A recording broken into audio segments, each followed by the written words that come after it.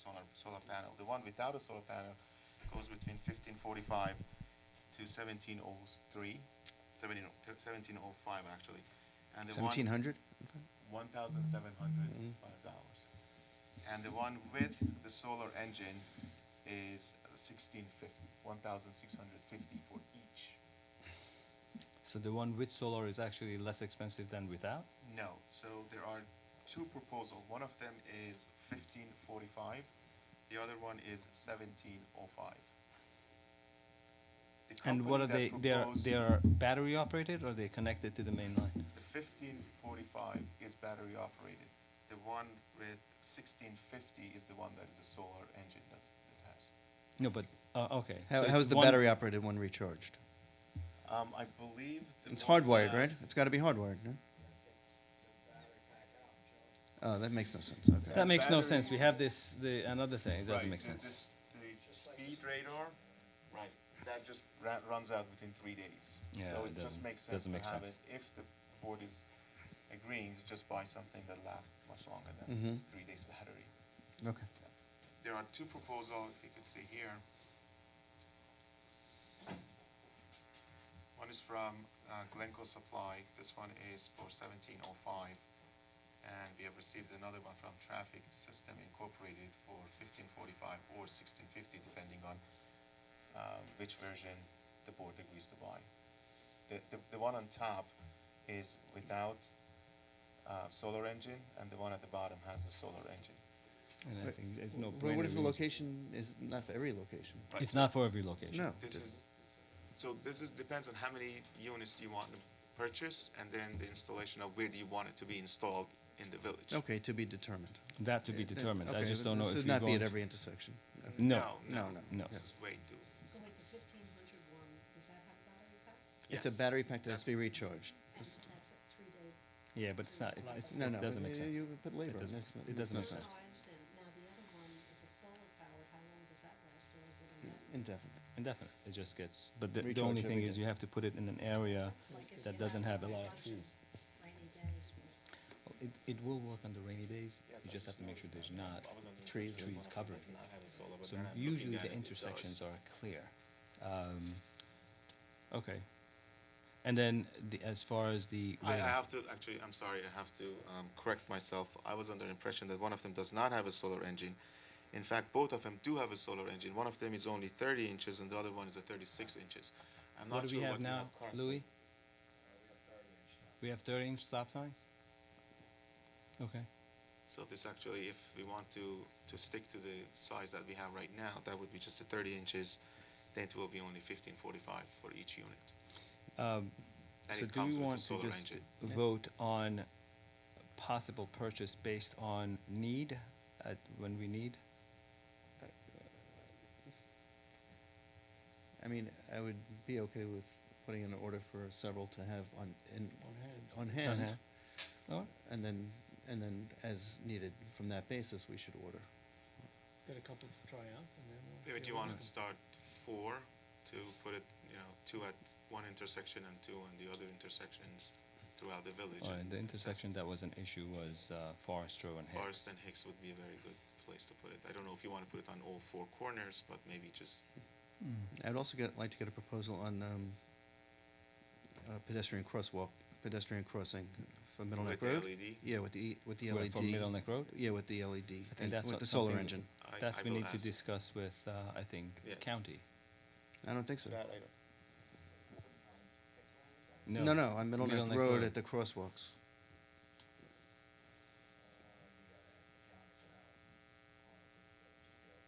Well, there's already pedestrian crossing signs there. It would just be the enhancement, so. If you, no. Just put the LED in. There are LED enhanced pedestrian crossing signs. People don't stop. People don't stop at pedestrian crossings. So, we're not changing the signage, we're just enhancing it, so.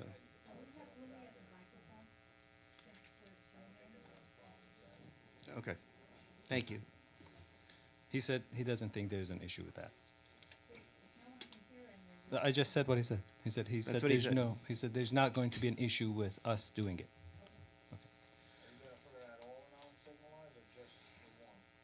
Are we going to put the one, I think, as far as the stop signs, I think what we need to do as far as the stop signs is to just purchase 4, I agree with Bart, and just see where we're going to put it. I think one of the places that really needed it is the Forest and Hicks. And then we'll see. We have the other 2 and we'll decide. The crosswalks, I think it has to be on, I believe, Unsignalized on Middle neck. Road. You have it at Clover Drive, you have it by Everfresh, and you have it by Rainbow. I would say definitely by Everfresh. And then, Definitely by Clover. and how much Drive. are they? Same price probably, right? I don't have the price for that. I will ask Louis if he can get one. Okay. Probably gonna be around the same. It should be around the same. Okay, and as far as the other one, the speed radars? The speed radars, the study that's been done is it will slow people down more in a school zone rather than in a regular street. It definitely will help with reducing the speed. Those are a little more expensive. Louis also looked into this. He gave me 2 different proposals for this. One is from TSI. It's a 13-inch LED radar speeds display. It comes with a Wi-Fi communication, as well as a solar power kit for $3,000. The Wi-Fi communication does what? You could change the speed limit on it. So, for example, Icy weather. If there's icy weather, you could lower the speed limit, I think. But that's In problematic. that, yeah, just in that area. You can't, unless you had all over the village. No, you it's couldn't- problematic. So, And you can actually see how fast people go. I thought that it does. it will Record it. blink and shows. So Not only that, I think it measures over a period of time It how records. fast people go. It records. I'm not sure about that. I have to call the company to find out regarding that. But we have 2 proposals regarding that. TSI is the quote that they give us is 3,250. The other company is also Glencoe Supply, just like the other one. They are a little more expensive. They go between 4,200 to 4,900, depending on what. for the same Any- unit? Same unit? I'm not sure if it's the same unit, but it does the same thing. I don't know the exact specifics of it, of what it is capable of doing. I can call them up and find out. There are ones that actually blink. The entire number blinks, and there are ones that is an LED that blinks. Right. So No, the LED is just showing that it is recording the speed. Not recording, but it is just measuring Measuring, the speed right. of the car that is passing. I don't mind getting 2 of those. You can also get a trailer mounted one that you can move around the village to wherever you seem to have a problem.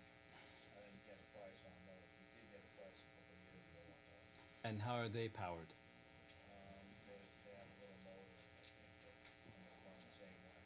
Gas? They actually record how fast and how many cars are coming. But We don't need that, That is how it's. You just put it there, you see the county uses them a lot, you see it. Yeah, I've seen it has a motor. It runs with a Gas engine. It's an engine Generator. I'm generator. not sure exactly what type of motor, but they have some kind of motor, from what I remember.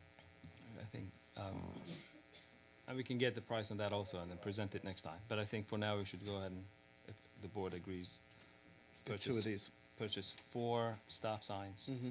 Find out about the I crosswalk. believe this is what the mayor is referring to, the crosswalk, the picture on the lower left. It has an LED around that sign. I believe that's what Trustee Silva Right. is I referring know, to. but we need 2-sided at each crosswalk. You need Oh, 2-sided. yes, yes. Traffic is coming from both Is this directions. two-sided? No. I can't tell by the picture. No, it's not.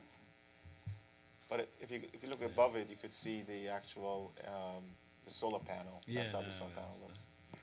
I mean, I agree with Bart that it would be better to be 2. 2 years ago when the pop guy was out there, I double faced all of those signs on Middle Neck Road. So there's actually 4 signs and each one of those unsignalized. I don't think you need a lighted one at each, just a lighted one on the right side. You don't really need it on the left side.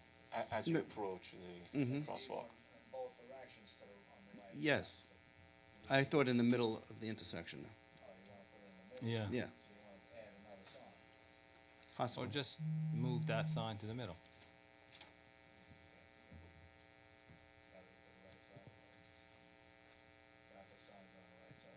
Mm-hmm.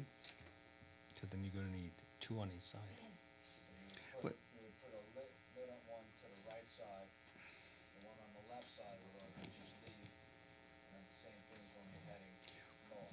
We have a cross, don't we have a pedestrian crossing sign in the middle of Middle Neck Road by Everfresh? There was some out there, I believe there's still out there, So why couldn't we make those LED? different signs. Okay. Is there a, Those say yield to pedestrian. So I'd rather not order this until we get a little more information on which we need and and where they should be placed. The other thing is that if you're gonna do the unsignalized crosswalks, my suggestion would be do all of them, otherwise. Do you want to step Yeah. up? I'm sorry. Otherwise, you're misleading people. If you don't do all of the unsignalized ones, then you're misleading people to think that there's not one there. If you do the 6 signs, then at least people know there's those 3 locations of unsignalized crosswalks. You only do one of them, the other 2 kind of, lost. I don't have a problem with doing all 3 in each direction. It's not, So you would need 2 signs for each one. I understand that. Anybody have an issue? Which 3 are you referring to? The 3 unsignaled crosswalks on Middle Neck On Road. Middle Neck There's Road. Clover by Everfresh and by Rainbow. Rainbow. Clover? There's, Clover is half our village. It's half in our village, yeah. That's the other problem, is the other side of Clover is the estates. The facade of that building is. What is that? There are signs. We put those signs on when. There are signs? We put them up when Steve Falk was mayor, Okay. 2002. Okay. All right, so you know what, let's see, and hopefully we can possibly I talk to can call county. the place and see if I can get a better price on the more I order. Might come down slightly. maybe It's worth waiting the one meeting, I guess, Yeah. just to get more information about what they offer also. Maybe there's something more appropriate for those crosswalks. Okay, thank you. Thank so just to clarify, we're going to table these matters until the next. Well, we're No, gonna order not the 4 stop signs. Okay, so we're going to order 4 LED stop signs. Right. Yes. But hold off on the Crosswalk. speed. Excuse me, Bart.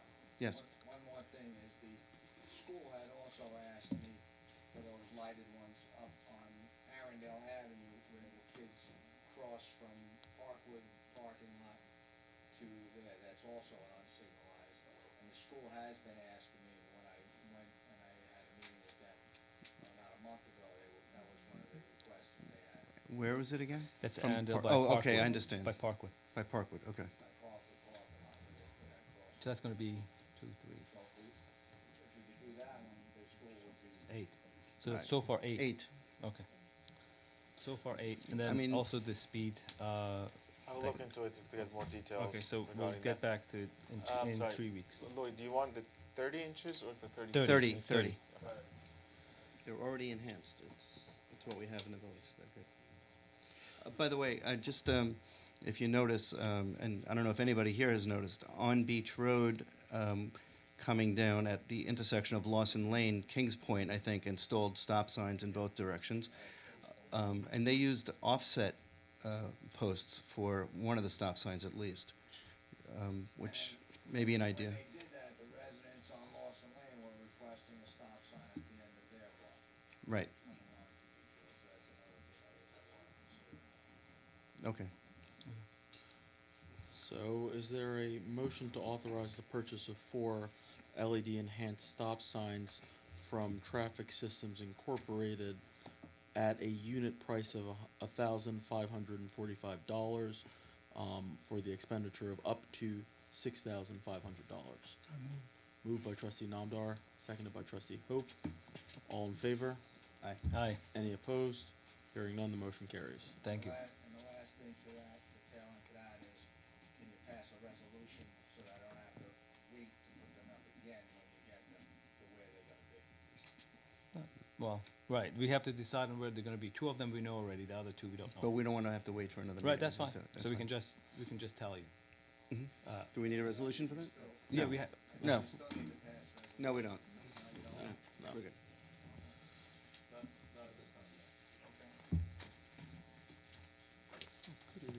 Next item on the agenda is a contract between the village and Robert Barback and Associate. We had a contract with Mr. Barback before. This is just to extend it for another 3 months through March 31st, 2020. Okay. I'll move it. Moved by Second. trustee Sobel, seconded by trustee Hope, all in favor? Aye. Aye. Any opposed? None. Hearing none, the motion carries. The next item on the agenda is a sign application by the owners of 643 Little Neck Road.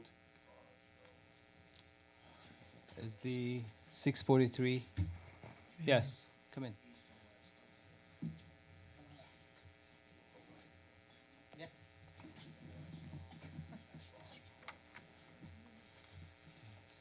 Hi, how are Hi. you? All right, you have the, Here is the rendering of it in black and white, and this is how it would look like. I'm sorry. the one I have is pink. Yes. See color. Here. I mean, I know I'm colorblind, but No, it's not. Yeah, yeah. no image. Sorry. No, I'm going to put it up right now. We got it. Okay. How do you turn this? Backwards. There you go. Not loving the white background. Okay, nice. Okay. It's, okay. Do we have the material and everything on this? That's something that Len should know. Len, we have the material on this? It's just the... Do you have the material? What is it going to be on? Is it back? Is it lit? Is it? We don't have. Hold on. I have to see. It's on the application. It's just this. No, it's not illuminated. It's not.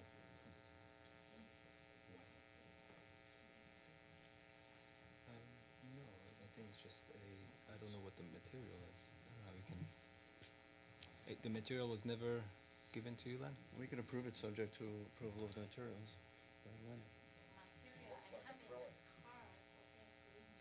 Say it again? Oh, so you wanna, Oh, you have the material in the car? You want to go get it? Okay, We'll put you on okay. next. So when you come in, we'll stop the meeting wherever we are, just see it, okay? Is your car here? But here? Okay, so get the thing and then we'll just, right, it's fine, yeah, just don't worry, go.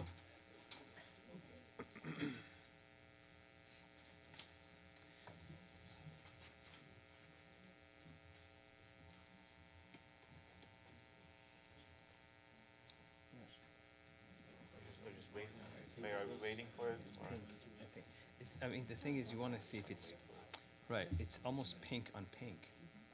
You, Well, it says can you white on the read it? application. The application says white. It where does it say white? says it right here. Background, white. Oh, okay, so then it's Background contrast. white and Color is colors red. black or The color pink? looks pink to me. But No, it this doesn't is, matter what it looks like to me.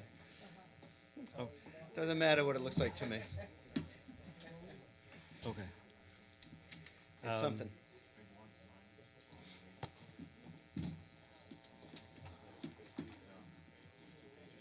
This is the easement? Oh.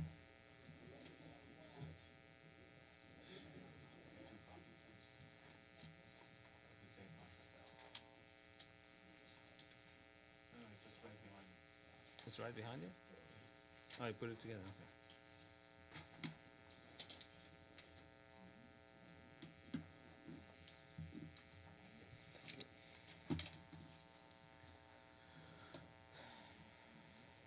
Okay, we need to move on. Should we start, is there anything else quickly to discuss before? Return of Nassau County aid. Yes. So if you want to look at that one. Yeah, so just do that quickly. Okay. There is an aid that comes through. Hold on. This is Item E, please pay five attention. E. Under new business. Okay, fine. Get back. Come in. Coming up. That's,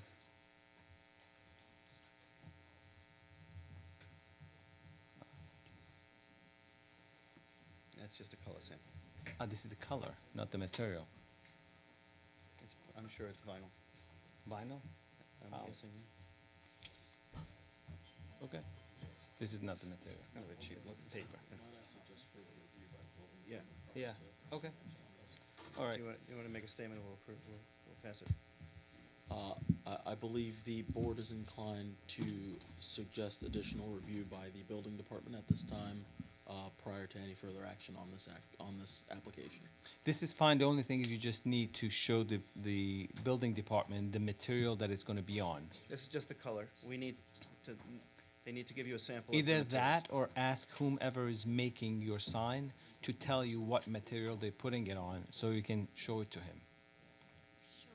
To, okay? And that's it. And after he sees it, then we can go ahead and approve it. Okay? All right. Yeah. he'll No, we didn't. No. No. No. He's going to take a look at it first. And right. The action is being tabled. He has to look at it, tell us what it is, and then hopefully next meeting we approve it, right? You don't need this right away. We can table it until 3 weeks from now when we meet again to approve it. She wants it now. Yeah, okay, so He wants to know. whatever you guys ask, whatever the building department asks for material, I will get it. What kind of material you want? Is it What kind of material I want? Got Gold. I just want to get a sign. Whatever you guys request, I will get it. You see, I don't know if this is something that people can see. You have no lights on it. At night, especially during the winter time when it becomes dark around 4:35, no one can really see the sign. So the sign may be okay, but you may want to consider putting like a lamp on top of it to at least show what this is.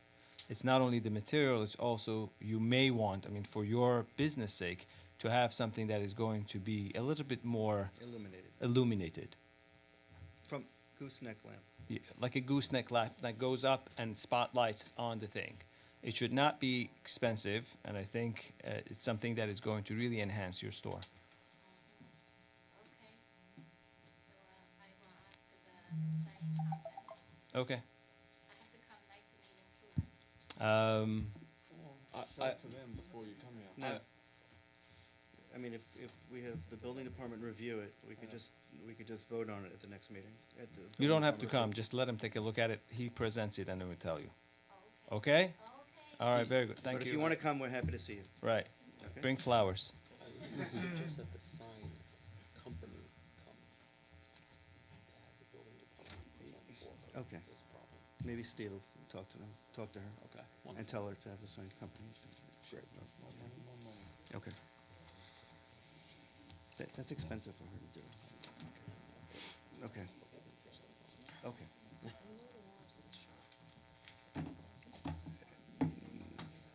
And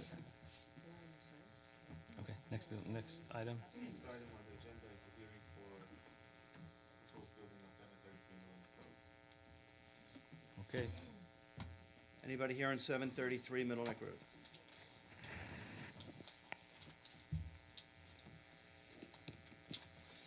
You have the color rendering? Good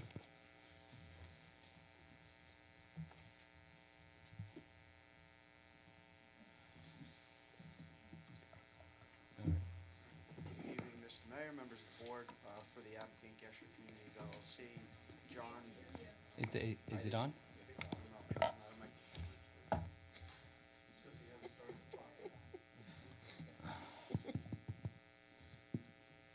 I'll try and speak closer to Now the much better. microphone. Okay. Now we hear. Okay. For the applicant, Gesher Communities LLC, John C. Farrell with the firm of Son, Ward, Cascignano. Our offices are at 333 Earl Ovington Boulevard, Suite 601, Uniondale, New York. The subject property is located on the southeast corner of Middle Neck Road and North Road. It's presently improved with 5 buildings, 2 mixed-use buildings fronting on Middle Neck Road. 733 Middle Neck Road is improved with a mixed-use building with a retail and office space on the first floor and apartments above. And then there are 2 small cottages in the rear of that property. In addition, 739 to 741 Middle Neck Road, as you can see there, is the property that's on the corner. It's a retail storefront with apartments above, and then behind that is looks like an auto repair shop, a garage, brick building. That, these buildings over the years have fallen into disrepair. 733 Middle Neck Road has not been in use for approximately 30 years. It's been vacant for quite some time. The subject property is 15,124 square feet in total lot area. It's zoned Residence E, and it's located within the Middle Neck Road Incentive Overlay District. The Residence E permits apartment buildings with a density of 43 units an acre. The incentive overlay allows you to bump that up to 48 units an acre. There's some question that kind of came up today about whether or not this is a split zone property. I've examined the map, the zoning map, and I cannot tell. The zoning line could extend from Middle Neck Road to the east as much as 150 feet. If it extends that far, then it's zoned completely Residence E. It could extend up to 125 feet. Those are the two, distances that kind of match with what is on for some reason, it's just not marked out on the zoning map, whereas it's marked, the distances of the change in the zoning is marked out in other areas of the village on the map. So even assuming that the zoning line is 125 feet, it's only approximately 15 by 100 feet that are not that are located within the Residence C zoning district. This development does not extend into that in any significant way. It's approximately 2 to 3 feet over, and it's really just the ramp for the parking garage that goes below grade that extends in there, and then there's a walkway that goes around almost the entire building that extends into that Residence C area. At the end of the day, it's really a minimal impact on Residence C, if there is one at all. Again, I can't tell what the zoning district line is. The applicant is seeking approval tonight to demolish the existing buildings on the site and construct a 4-story apartment building with 25 residential rental units and 3,000 square feet of public art gallery space. The unit breakdown would be 8 one-bedroom units, 14 two-bedroom units, and 3 three-bedroom units. The current plan has approximately 28 parking spaces below grade in the first level. There's also a sub-basement below that parking garage that provides amenity spaces for the residents, additional storage for the residents, that type of thing. But it would only be used for residents of the building. So whether there's a gym or a community space, that would be what would be below the garage level. There are 3 points of egress from that sub-basement, so it's fully compliant with New York State Building Code. In terms of the application tonight, we're seeking architectural review pursuant to 575, 174, and the sequential sections. I think that is really the basis for the public hearing portion of the application. At this point, I would like to call Robert Bahari, our architect, up to discuss the architectural features of the building. After he gives his presentation regarding that, we can get into the incentives and some of the other features of the building.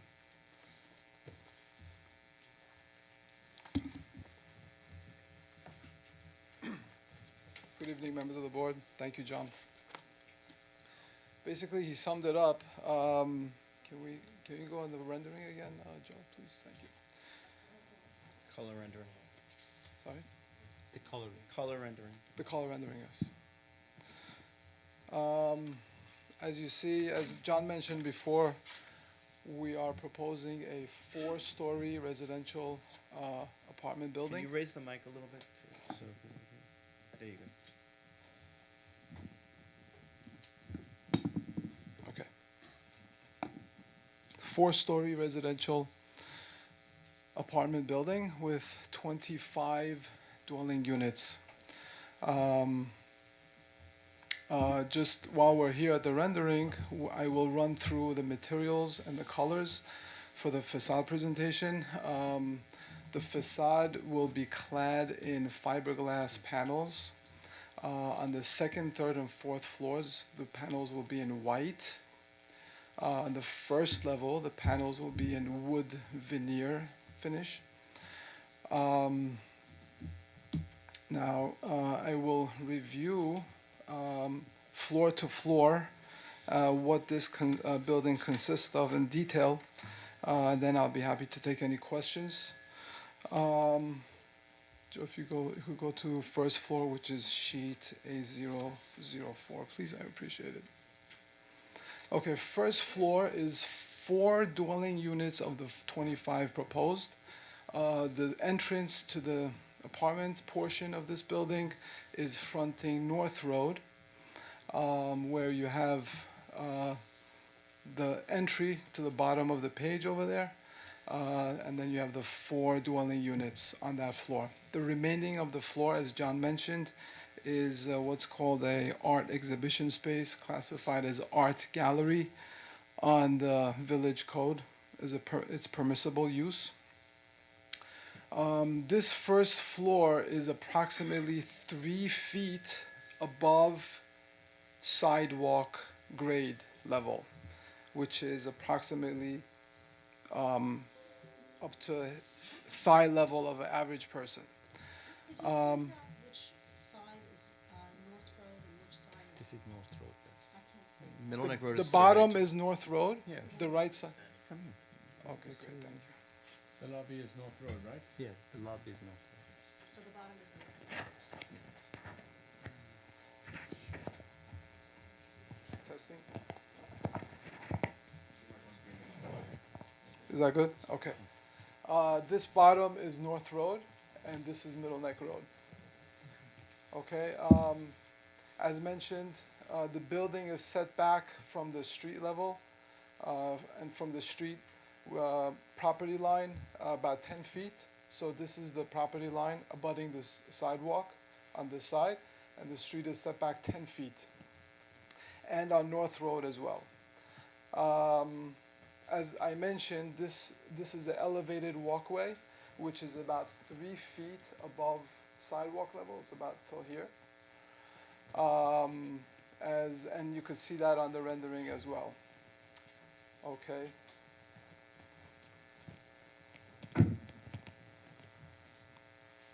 Okay, if you don't mind to go to the next sheet, Joseph, thank you. The next level, second, third, and fourth floors have 3 dwelling units per floor.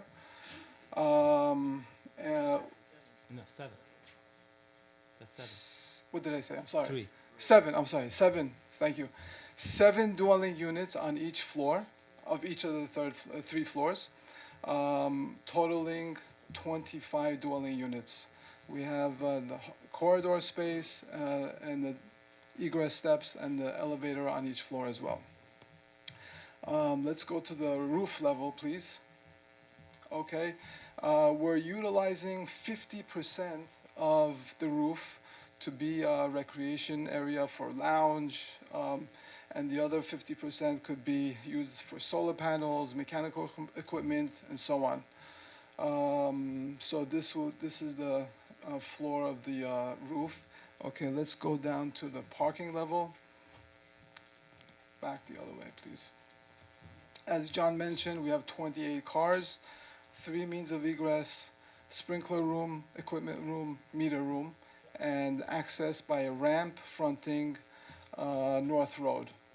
Okay, and let's go down to the amenity space, please, which is, yes, thank you. This is an amenity space for the tenants only. It's classified as recreation and meeting spaces under the village code. It's permissible. We are not requesting this floor to be a synagogue. This is a selling point and a marketable value for the building. It could be used as recreation for the tenants, for meeting places, conference rooms, homework rooms, whatever, what have you, library, gym, anything. So this is what's happening on this level. Okay. Now, John mentioned the waivers that we're requesting. If there's any other questions, we'll be happy to answer.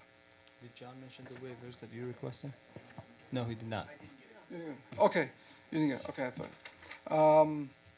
Okay, so the waiver number one that we're requesting the board is lot size. The minimum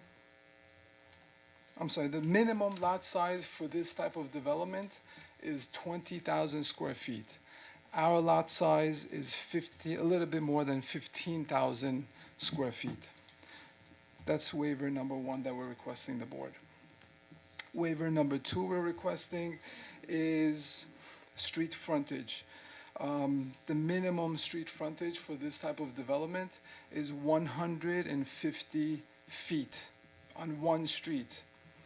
We have a corner lot. One side is 139 feet. The other side, Middle Neck Road, is 99 feet, which even though totals more than 150 feet, but it's less than 150 feet on each street.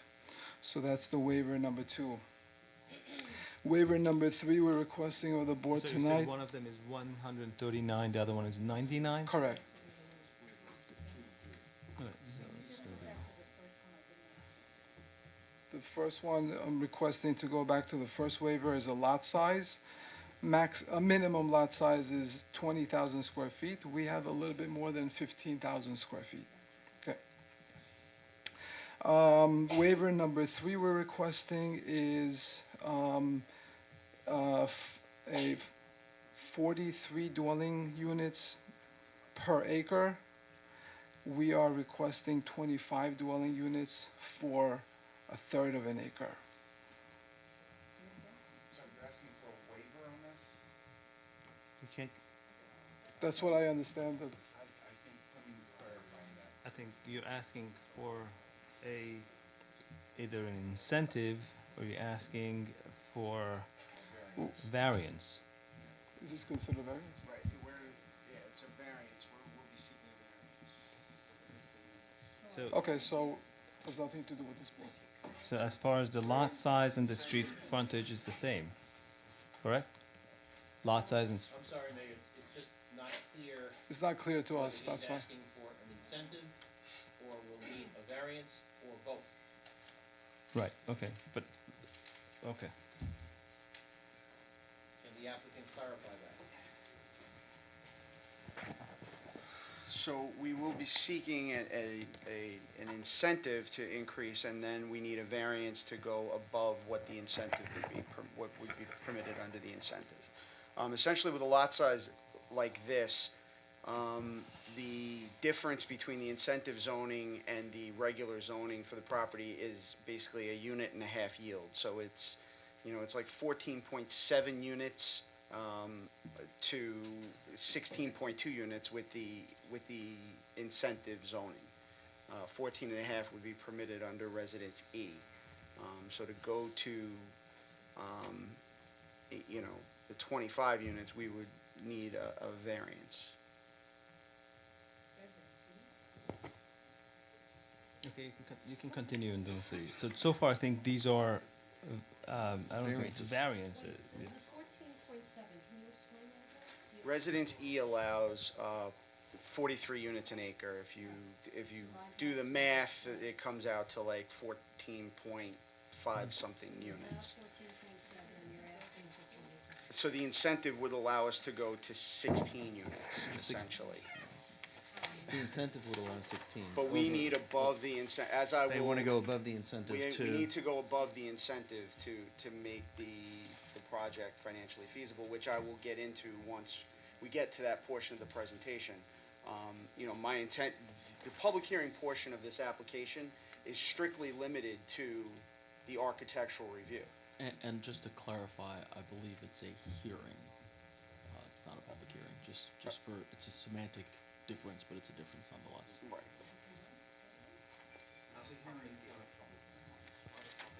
This is not a public hearing. Mayor, it may be worth clarifying that the board is hearing the application.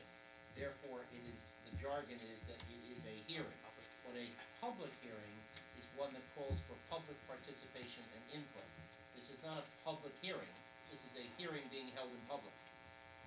Thank you. Everybody got that? We're all good now. Is the parking also The parking is a waiver here.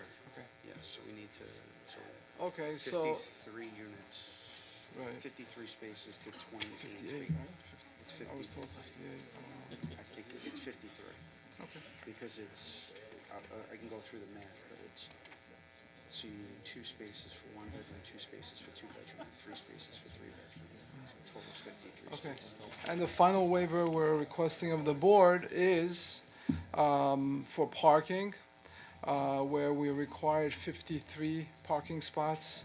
We are proposed 28. How many waivers you're requesting? Lot size, street frontage. No. How many waivers for the car? Parking. How How many many- parking waivers? 25. 25. So you're providing 28, and you need to have 53. 53. Okay. All right.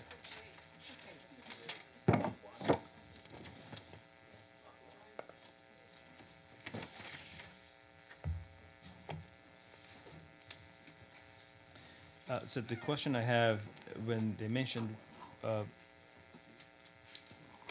question I have to the building department or the council, the word waiver for the lot size was mentioned. Is that something that goes, it's a waiver, or it's a variance that needs to go to BZA? Or it's a waiver that comes to BOT? That's one. Same thing for street frontage. I don't know about the height, if you're asking for height variances or not. We or are not asking for height variance. Actually, You're asking we, for height incentive. we dropped down the height to the required 52 feet. 40. 42 feet from grade. So the height you're asking incentive, Yes. not a variance. The floor you're getting a variance. So the question The is, two, maybe I can just clarify. The 2 incentives that we need are density and the 4th floor. So the 42 feet is the incentive. and the height. Well, no, we The don't height is need also, the height because we reduced the size of the building. no, the height is a Just variance. to clarify, The height is an incentive. That's what under I was saying. under the underlying zoning of the Residence E district, I believe 31 feet in height is allowed. Under the Middle Neck Road multifamily incentive overlay, It's 42. the board is allowed to grant an incentive of up to 42 feet in height. There is, again, a nuanced distinction. When you grant a 4th floor, you could theoretically grant a 4th floor and keep the 31 feet in height. That is irrational, but that could be done. So there are 2 incentives being sought in connection with the height. There's a 4th floor, and there's also the incentive of the height.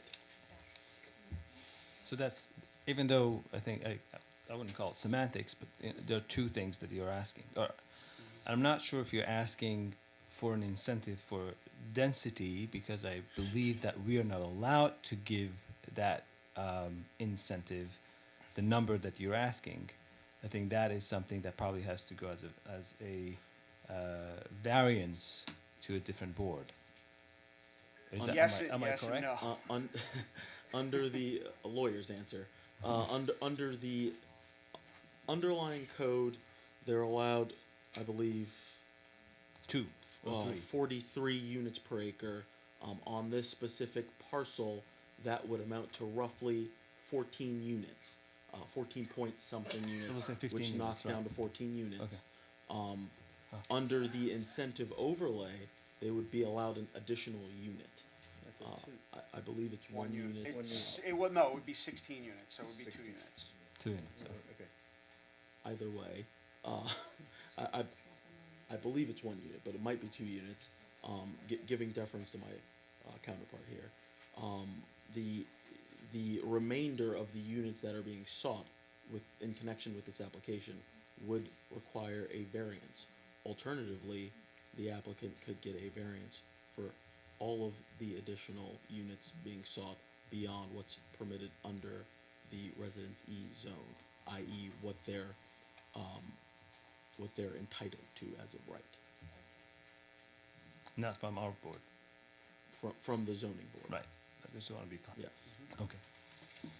So just to be clarify, variances, anything that is called a variance goes to the BZA, incentive comes to us. So I think the incentives, and again, I'm just going to clarify, the incentives you're asking are the height and the floor. Correct. Are you asking for the 2 extra to come to our board for the incentive, or are you just going to take the whole thing as a variance to the BZA and get? We'll take the whole thing as a variance to the ZBA. That's Okay. fine. Okay. So you're asking for 2 variances, two Two incentives, waivers. 2 incentives, variances. I would just ask the building department to clarify if the application is only calling for 2 variances here. In my non-building department review of this application, there appear to be additional incentives that would be required. Incentives. Waivers or variances? Waivers, incentives under the Middle Neck Road incentive overlay. Okay.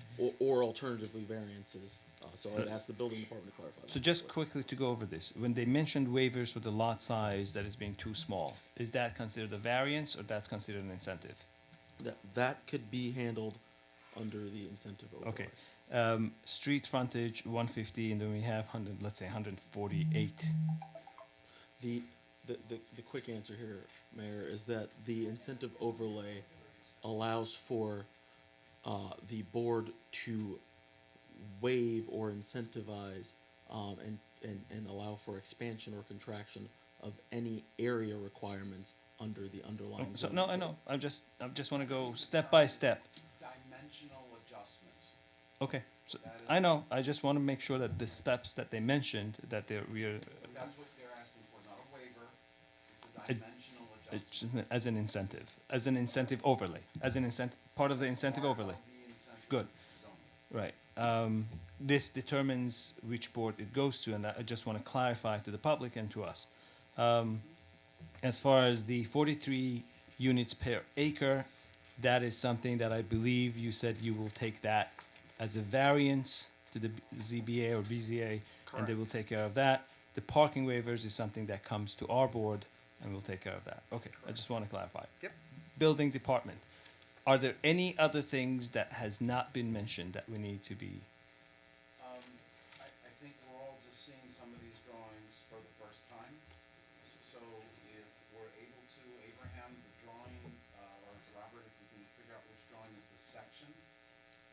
I believe there was a comment made that the building is no longer of a certain height.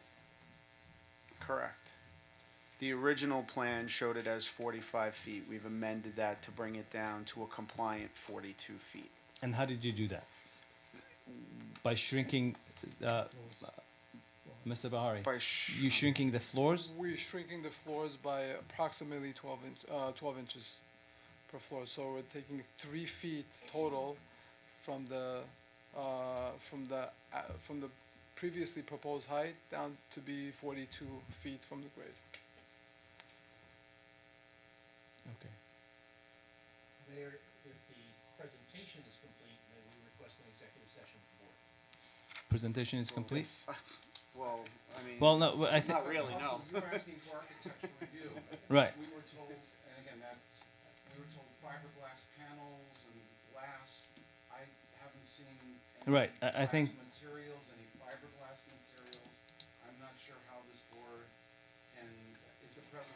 is complete for architectural review. I don't know that the board is able to complete architectural You have those? at such a time. Okay. The other question, you wanted to mention something about the finances, you said? Yeah, I mean, I would like to go into, a little bit of the basis for the need to be included in the incentive zoning and, essentially, to get in, we need to justify our reason to be included for the incentive zoning, right? The reality is the apartment E district does not provide enough density as presently constituted to make this a financially viable project.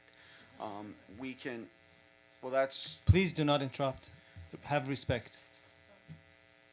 so the addition of the fourth story will allow us, the fourth floor, the 42 feet of height, will allow us to develop this project in a way that my client, at a minimum, will be able to break even for the first few years while he's paying, down a pretty substantial mortgage. We're talking about essentially an all-in $15 million plus construction project based on very conservative numbers. From what we see, our annual cost of running the building will be approximately $625,000. With the projected rents that we have and operating costs and other things, the net operating income on this site is going to be about $675,000. That's a $50,000 a year annual profit with the building at 4 stories and 25 units. If we take off that fourth story, the construction cost is not going to go down significantly. Typically, the cost in construction is on the lower grades, the structural supports and that thing. So as you increase the number of floors, the cost to build those floors out goes down. Without those additional units, we'll lose approximately $30,000 in income based on what we're projecting the rents to be standing here today. These are very conservative numbers. One of the numbers that I've spoken to my client repeatedly about is he's estimating that his... We lost the mic. It's okay, just speak louder. Sure. He's estimating that his property taxes will be around $150,000 a year post-construction. I told him that's an extremely conservative number. If that number comes out to $175,000 a year, and we lose that, without that fourth floor, he's looking at maybe $10,000 to $20,000 a year annually in gross profit. Really, the fourth floor is what drives the ability to make this project work. Another example of the fact that the existing zoning doesn't work is the owner of 733 Middle Neck Road had received an approval to build an as-of-right development with a multifamily apartment building. The previous owner you're talking The about. previous owner, yes. He sat on that for a number of years because he could not make the numbers work. Eventually, he, capitulated and sold the property to my client because it's certainly more valuable to my client to be able to build a nicer development, improve a property that has been dramatically underutilized for the past 30 years. It is certainly in need of, it needs demolition. With demolition alone, it's going to look a lot better than what it looks like now. But this unit will not only, this building will not only increase the tax base, it'll increase the number of residents that you're having come to this area.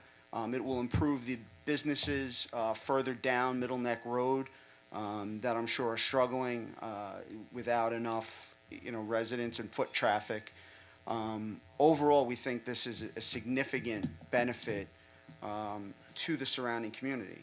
One other thing that I didn't mention is, because this project exceeds the permitted density under the code, we have to build a certain number, 20% of our units have to be workforce housing under the Long Island Workforce Housing Act. That is going to adjust our numbers our rent numbers as well, because all of our numbers right now are based on market rent.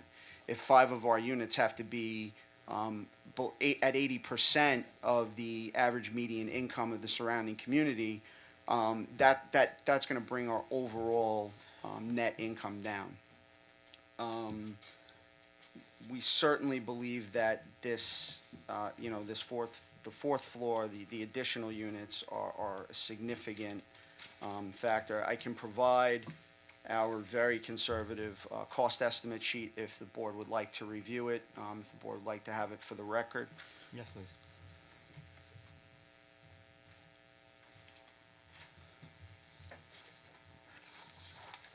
And you couldn't print it any bigger?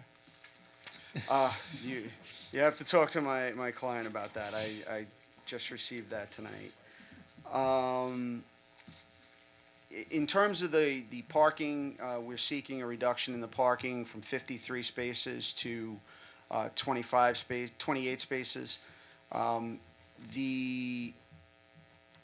went over the parking calculations today, and based on what the code says, the code requires 2 spaces for each 1-bedroom unit, 2 spaces for each 2-bedroom unit, and 3 spaces for a 3-bedroom unit. Based on our unit mix, that comes out to be 53 spaces. The code does not have a classification for a public art gallery space. Under the Business A section of the code, there is a calculation for all other uses for all other uses. So if it's not written out, it's in there. It's included in this calculation.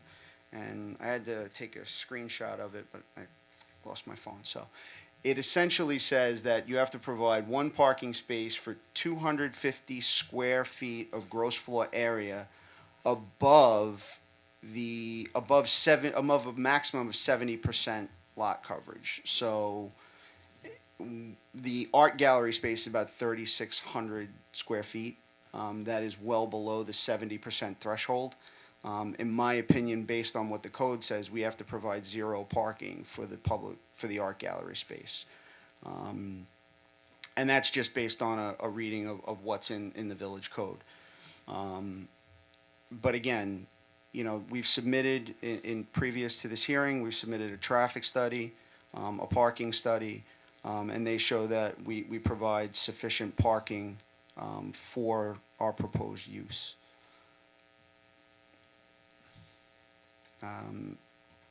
I know that there have been some discussions about an incentive package. We are providing certain, amenities as part of this project. I've gone over this with my client to some extent. We're providing new sidewalk light posts. We're providing additional landscaping along Middle Neck Road and North Road. We're going to install sidewalk brick pavers. Based on my client's calculation, that's about a $70,000 value. It's what it's going to cost him to do that. In addition, he's agreed to provide a cash sum to the village in the amount of $50,000 that the village can use towards other public improvements if need be. We feel that fits within the calculation set out in the code. Obviously, we don't have anything in writing at this point. It's something we'd be willing to certainly discuss with the board further going forward. That said, I don't think it prevents the board from rendering a decision on the incentives, provided that the board would make it subject to finalizing an incentive agreement. Obviously, we would have to speak with the village attorneys about that and see how they feel about that. But I believe that the incentive that we're offering certainly justifies, what we're requesting in terms of incentives, which is really an additional floor and some height.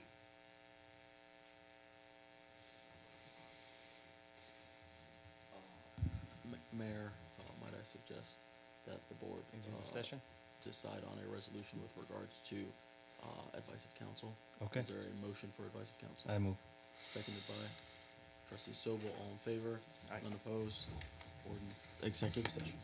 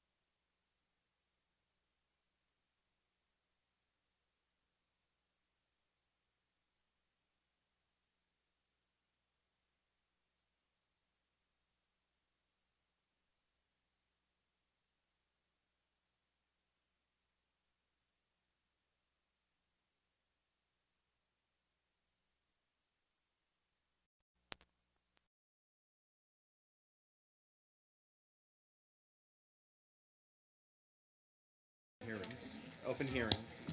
The, no, no. Okay. Open. A couple of things I wanted to hearing, say. a public. Scheduled meeting. I don't want to congratulate the architects for coming up with a much nicer design, and I do believe that this building has the potential to enhance the village. That said, there are certain concerns that we have discussed. As far as the height, and there's some variances, parking and else, that could be discussed further, but there may be other variances that we might have overlooked with the 3 feet that is going up. That's something that we need to possibly discuss further. I know that the building department has not seen or was able to really study the final print that was given to them, I believe, this afternoon. Conceptually, I believe that structures like this can and will enhance the village. I know the 2 buildings that are there has been there for about 30 years. And I tell you that personally, every time I pass by those 2 buildings, it's embarrassing to be sitting and doing nothing about those. So I wanted to congratulate and commend the owner who has come. I know that financially it may not be as profitable as other projects could be, but we will try to work with. We will try to work with the lawyers and the architect to try to tweak what needs to be done. That said, I think I would ask if the council want to add anything extra. Yes, Mayor, just to elaborate on your statement with regards to a potential additional variance, I do note that the raised walkway area being built out or proposed to be built out to the property line would constitute a structure in the otherwise proposed front yard and 2 front yard and rear yard and side yards, which would have implications with regards to front yard setbacks, rear yard setbacks, and side yard setbacks, and require either multiple variances or a combination of variances and waivers / adjustments. So to that end, I believe the applicant should do some further consideration with regards to the increased walkway.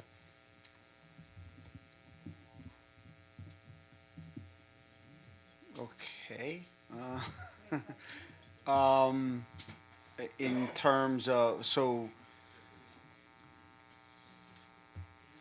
do you want us to, I mean, we need the height at a minimum to get into the first floor for the I'm staircases. purely advising on No, I the understand. legality and the additional potential variances which would be required here. Right. I'm not opining on whether you should keep it or not No. keep it. That's not my job here. No, I'm not suggesting that you are. I know that we did make we discussed some tweaks to the plan to at least soften the walkway, to kind of pull it back from the staircases a little bit, to provide some green, where those planter boxes are per se, kind of dropping those down maybe to a grade level, so that we could put some landscaping in there to bring it more on board with the street level, and maybe not look as solid a fascia or a facade. Why does it have to be so high? Because we have the parking garage below the first floor, and we needed the height in there to get the vehicles in. Are there any ramps for people who can't use them? Yes, there are handicap ramps. Is that on the side? On North.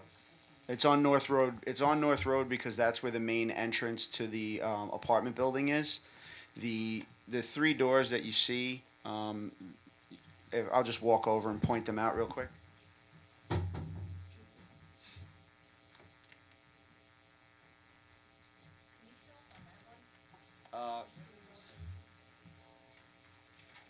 Could probably No. flip through here, excuse me.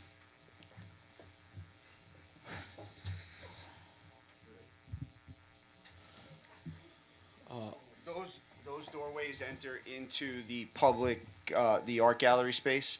The main entrance will be on North Road under where it says 733. 733 probably should not be there because that's not Middle Neck Road. That's actually North Road, but we'll clean that up. But that is where the main entrance will be. So the handicap ramp is on that side because you need to have it closest to the closer to the main point of access. So. But once you get up there, you can maneuver around the building pretty easily with the elevated walkway. You know, if we just had staircases, at least, you know, if we just had staircases, handicapped people wouldn't be able to maneuver around the building. What's the height of each floor?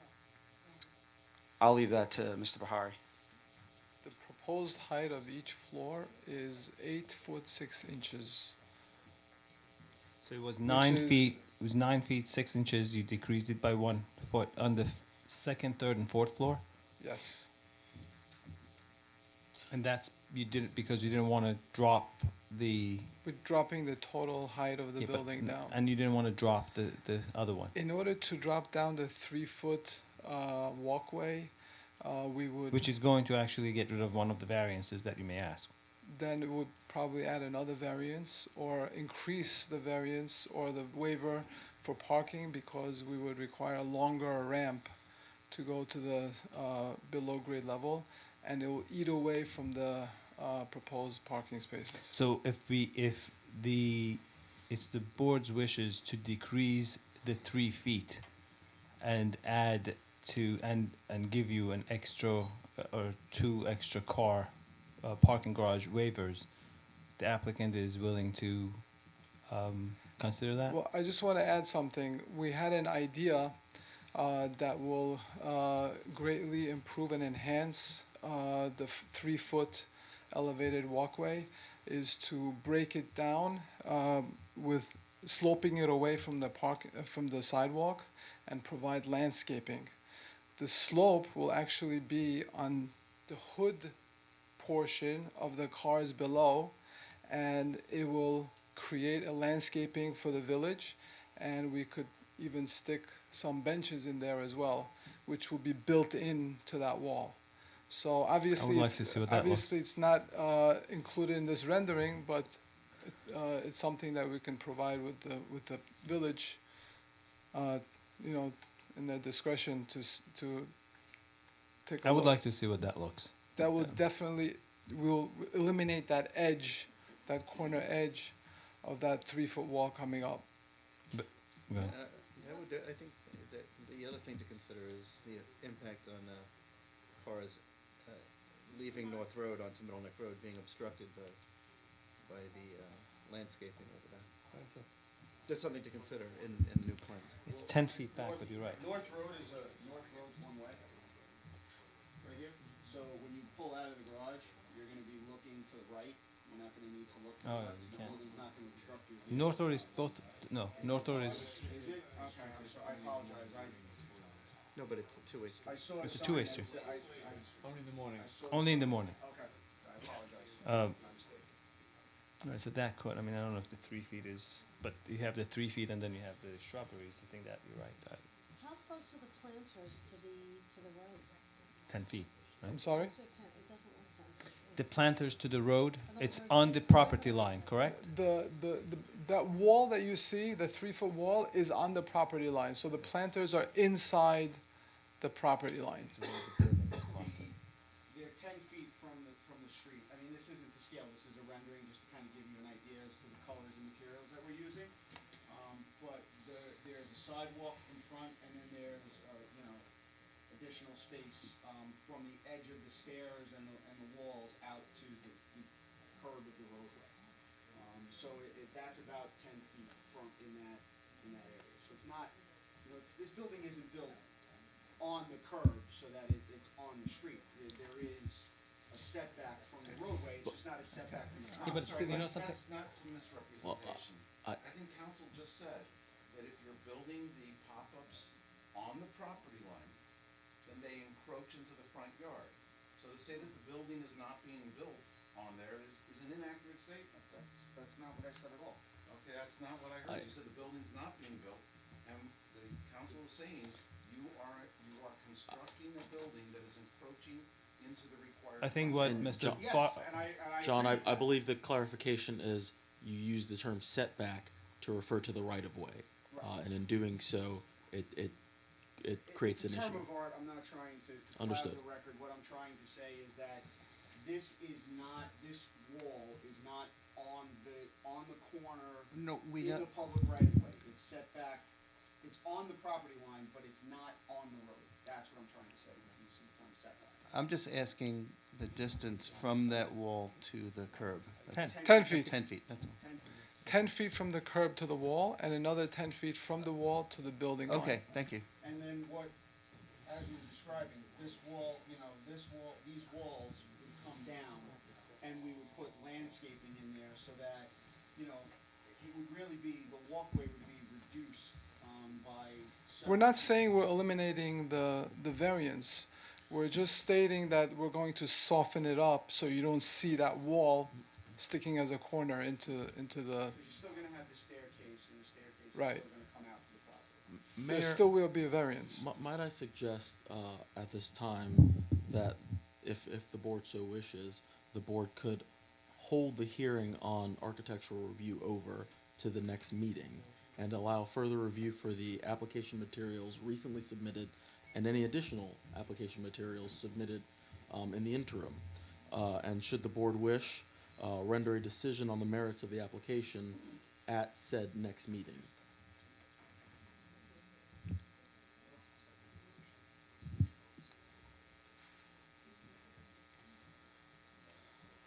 Can I ask one more question? You're- Ask away. So you talked about the costs of building it and how once you start building it pays to build more, and then you spoke about operational costs. What happens if you knocked off the top floor, the fourth floor, and your operational costs are lower also? So, why wouldn't that be worth it? Because it's not going to bring, you're talking, for the additional floor, you're talking maybe another $3 million.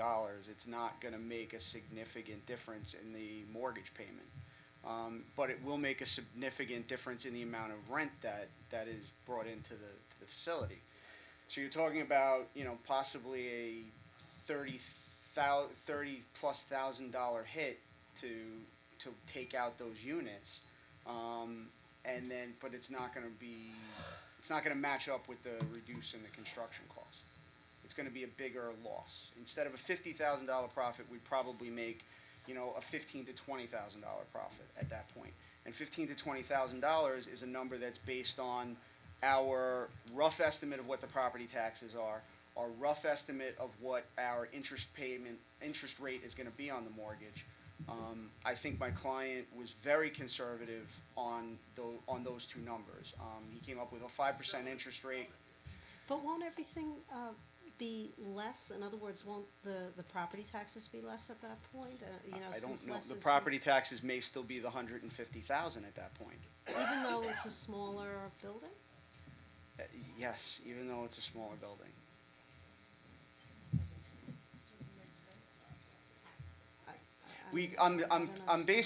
What I'm saying is our estimate of the property taxes is $150,000 a year. I personally, I spoke to my client today about this. I think he dramatically underestimated what the property taxes are going to be. I think they're going to be closer to, the $200,000 mark. So if we cut the other floor off the building, even if they knock the building down, the taxes down to the 150 that he's estimating now, we're still in the same numbers. We're still in the same,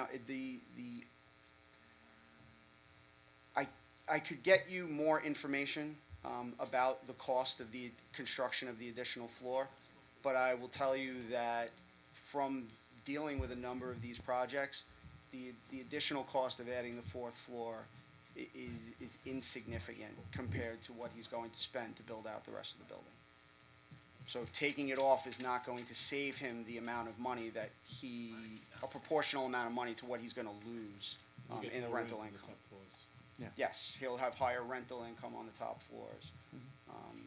It's, like, if you look at those numbers now, if you look at our numbers now, they're very, very, very conservative. He's estimating the same rent on the first floor that he gets on the fourth floor. And it's just not, it's not realistic. So, It's Council, you wanna conservative. just repeat about the, I would reiterate that my suggestion was to hold the hearing on architectural review over to the next meeting to allow for further review of the documents and application materials recently received, and any additional amendments to said application. And should the board wish, the board could render a decision on the merits of the application at the next meeting, if the applicant has sufficiently responded to the inquiries of the building department. That heard. Are you also asking for us to do the site plan, and do you have all the information about the site plan? The applicant. I don't want to do any more hearings than I have to, so yes, No, I'm asking- for site plan. The applicant has applied and requested for site plan review. And we have all the and this material, board- all the information we have? I do not believe we have all the information. You took jurisdiction over site plan. Right, but I need to know if you're going to approve them. I'm assuming you want to have the same approval, the same meeting, both for site plan and architectural review. Am I correct? Yes. Then how could you do site plan if you haven't looked at the variances yet? I did not say that. I said in the next meeting, are they going to have everything to provide to the board so we can do site plan and architectural then it goes review to the zoning board at the after. same meeting? The answer is we will move heaven and earth to get that site plan into you in plenty of time to review it prior to the next hearing. That was my question, and thank you for that answer. So you're gonna not decide, you're just gonna get it for now? You can't do site plan review till the variances are decided by the BZA, correct? Not necessarily. There are some site plans that depends what they're asking for, and if what they're asking from BZA, they're asking, I believe, density. Mr. Mayor, Yeah. this board can review site plan review. No, I know. She's saying at any time it right. so wishes. Exactly. And the approval of the site plan would just be contingent upon approval from any other board within the village that the applicant needs to obtain approvals from. Okay. All right. So we are hoping to have all the information necessary to do the site plan and architectural review. And I would like to, again, mention a couple of the concerns. Please take that into consideration for the next meeting. We will take your advice, we will have it done, we will get it to you in plenty of time. And I to do believe review. that the next meeting is January 7th, and please correct me if I'm wrong. Okay. And that, May include facade review as well. right, architectural facade, right, and the Bring site plan. materials. And materials. Okay. So we should have everything ready. Okay, We will have thank it you. ready. Excuse me, when are we Drainage, gonna have a public hearing on this so the public can give their, It's not a public hearing. It's not a public hearing. not now, yes, but when are we going to have one on this I project? do believe that it's going to be. There is under- no public hearing. There's no public hearing. There's no requirement for a public hearing pursuant to the village code Right. on this You mean specific we application. cannot have any input on this that's going to affect us? According to the according to the code, that's what the, Never, we've never had that. but we, As mentioned before, there is a call for a hearing in front of the public. There is a call for a hearing in front of the public to hear the applicant. This board hears the applicant. It is therefore called a hearing. But a public hearing is where the input of the public is solicited. That is not required by the code for these kinds of applications. However, As the mayor announced at the beginning of this meeting, at the conclusion of any meeting, the public may speak to any topic. So if the public has comments on the material that has been presented thus far, they are free to make those comments at the conclusion of this meeting. I understood what you just said, but at the end of the meeting, maybe 11 or 12 o'clock at night, we're supposed to remember what those gentlemen said, and also maybe another project that's being done tonight, and we have 3 minutes to give our input on something that But is this, very Jean, important to the again- residents. I'm sorry, Jean, this is not th- the but way this it's is not, been done, today and it they're should not, not be done. well, they're not even seeking anything today, right? Yes, There's they not, are. nothing is being sought today. They're, Seeking a full floor. no, they're not, well, they're seeking, but they're not seeking it tonight. That's not in front of the board. I move to the next, I'm gonna move to the next one. Sorry. The public should Okay, can we go to the next, please? discuss it with them. Our next one is 523 Middle Neck Road. It's not right. I said that this is going to be discussed at the next meeting. Mr. Mayor, what people are trying to say is that the sleight of hand with the language, it's a hearing but not a public hearing, or it's. It's not a sleight of hand, it's a code. What I'm saying is, you have the discretion. I do, and I will discuss it in the next meeting. No, you have the discretion to say to these people here, are there any questions that we haven't asked that are relevant to this, that we 5 people didn't think of in a village of 10,000 people? Do you have any questions you would like to ask? Could you please let the ask them applicant now. wait Please till sit the down. end of the meeting so that they can I don't ask? think we asked you to come to the podium. You can have a seat. You can have a seat, please. Okay, thank you. What we're really saying is, maybe there are some questions out here. I agree with you, and I will ask that those exceed the questions. 5 brains at the No, table. no. We will ask those questions, but I have another applicant that is waiting here for a while. So they're on the agenda. They will be heard, and we will hear the questions afterwards. But what happens is, if you don't get the questions. Rebecca, we while will they're get at the end, questions. but if you don't get the questions while someone's at the microphone, you don't have context. So we Okay. just looked at it. It's okay.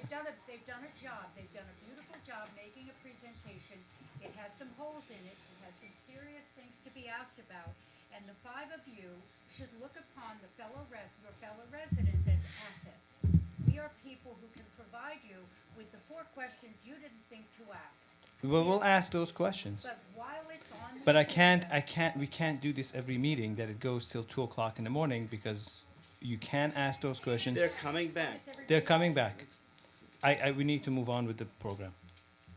Paul? Good evening, Mr. Mayor, members of the board. Paul Bloom, Harris Bloom and Archer, 445 Broad Hollow Road, Melville, New York, appearing on behalf of the applicant. I didn't say 41 Fairview Avenue because you're not talking about stop signs tonight. This is the application of Silver Lake Realty Group, LLP. The premises are 523, 531 Middle Neck Road, Section 1, Block 53, lots 9 through 12. Property is located in our Business A zone. I'm hoping that we are all looking at the same plans. They are dated originally August 1st, 2019. The last revision is dated 12/16/19. And that will be the set of plans which we are going to be discussing this evening. The proposal is to demolish the existing 7,155 square foot, one-story retail building, which is currently vacant. For those of us who have been here for a while, the original construction, no, and I wasn't there in 1925, but the original construction of the building is 1925. There was a major fire at that location approximately 1975, which then resulted in a reconstruction on the existing 1925 foundation for the structures that are there currently. Again, for historic purposes, there was a Gristedes, which is where the fire originated from. That was then a Pier 1 and a Marine Midland Bank, and then through the years became Middle Neck Pharmacy and HSBC Bank. Both of the tenants have vacated the property. I will just throw in as an aside, but both tenants vacated the property not because of any lack of effort on the part of the owner of the property to keep both of those tenants at the location. The property has now been vacant for approximately a year. HSBC decided that they wanted to have a much smaller footprint and located within Great Neck Plaza. Middle Neck Pharmacy, for whatever reason, maybe because of the competition of CVS across the street, decided that the operation of the pharmacy at that location with that footprint of a store was not viable on a financial basis. The existing building is, as I said, 7,155 square feet. And it has 89% lot coverage.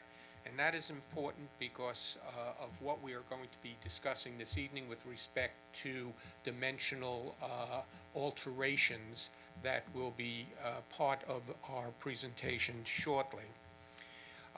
The lot size is a little over between 8,000, 8,100 square feet. And the proposal is to construct on this site a 3-story structure, mixed use, which will include retail on the first level and 2 levels of apartments on the above floors. Right now, as I indicated, the property is built basically property line to property line. The front of the existing building is right on the property line, 10 feet off of the curb, and it is built out to the back to the property line in the rear, which is the village parking lot, currently serving the stores along Middle Neck Road on the east side of the street. Property is next to, as you could see in the rendering, Marine Fisheries, and on the north side, Everfresh Supermarket. The retail that we are proposing is 4,049 square feet. This is approximately 57% of the existing retail space. Now, this is very important in terms of the economics of this project. Retail, as everybody on the board and probably everybody behind me understands, is in extremis and is right now feeling the effects of the internet age. As a result, mostly service-type operations will be able to survive. A dress shop, a shoe store is not going to be an operation that is going to find this location viable. The big difference is that we are reducing the square footage of the retail at this location. As I said, it's approximately 57% smaller than what retail exists now. There are 2 basically large box stores. This will be 3 separate locations, 3 separate stores as it's planned, and they will have a smaller floor plate. As a result, the rents for these locations will be more attractive to try to bring in retail at these locations. Also, we have an inversion. And the inversion is, years ago, a developer would build a structure similar to this. And the retail rentals would subsidize the residential apartments above. Today, what we're looking at here and we're looking at in this changed economy, the residential units are going to be supplementing the retail below. That will provide a number of benefits to having these locations rented. 1, smaller floor plate. 2, they will be able to be leased out because of the residential subsidy at a lower rental rate. And the object here is to have a viable part of what is, I call, the heart of our business district. This is the area between Baker Hill Road and Hicks Lane. It is a place which is across the street. Okay. Yes, we don't need to give it French paper anymore. Can you This, keep your comments to yourself, please?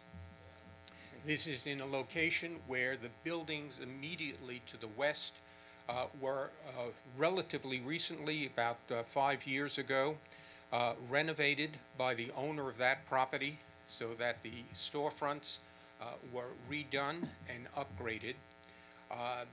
New tenants and in I would fact, appreciate it, I'm sorry, if you can keep the private conversations outside, so you don't disturb everybody else who's trying to actually listen to the presentation. Thank you. you have a number of relatively new tenancies, again, service industries. You've got the florist, which moved from another location just a block away, taking a substantial portion of the property. You have Ace Hardware, a rated company. Very difficult to get a rated company to come up at this point on the peninsula at the location. You have 2 banks, and then, of course, you have a bakery. So there is a revitalization that is taking place within this core area of our business district, and this is a project which is intended to follow along with that improvement and with that upgrade and provide another location where we can have a mixed use within the village. We are providing 7 parking stalls on our property. That's notwithstanding the fact that we are backing up to a municipal parking lot. As compared to what exists today, there are 0 parking stalls provided for the 2 stores that are located at that location.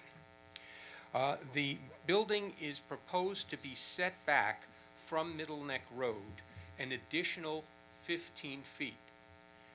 We have in this zone a 0 front yard setback requirement. We could put it immediately on the property line just as the buildings exist today. The proposal here is to create a plaza in front of the building, 15 feet, in addition to the 10 feet of sidewalk which will be in front of it. You will have from the curb to the front of the building 25 feet of open plaza and sidewalk space.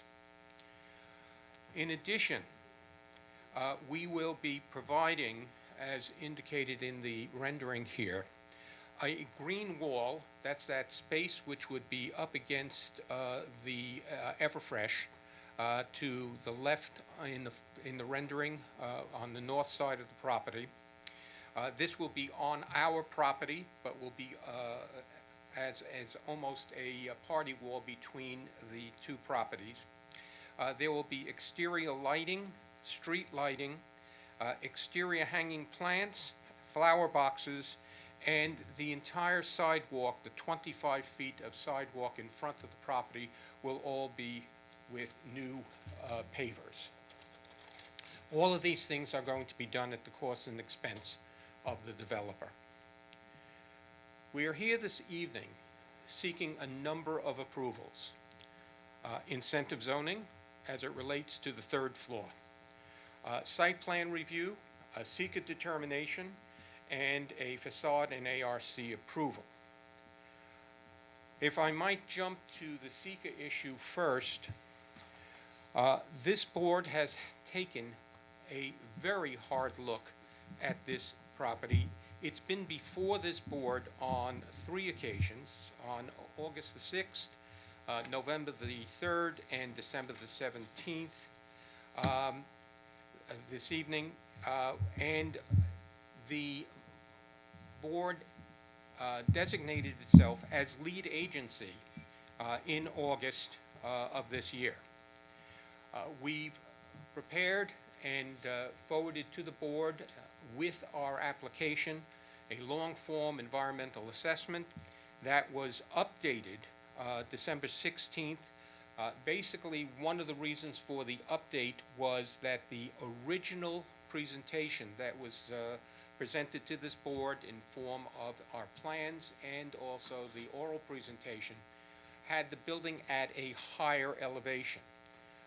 The elevation of the building has been reduced. There is no waiver that we are seeking with respect to the height of the building. We are asking for an incentive as it relates solely to the third floor.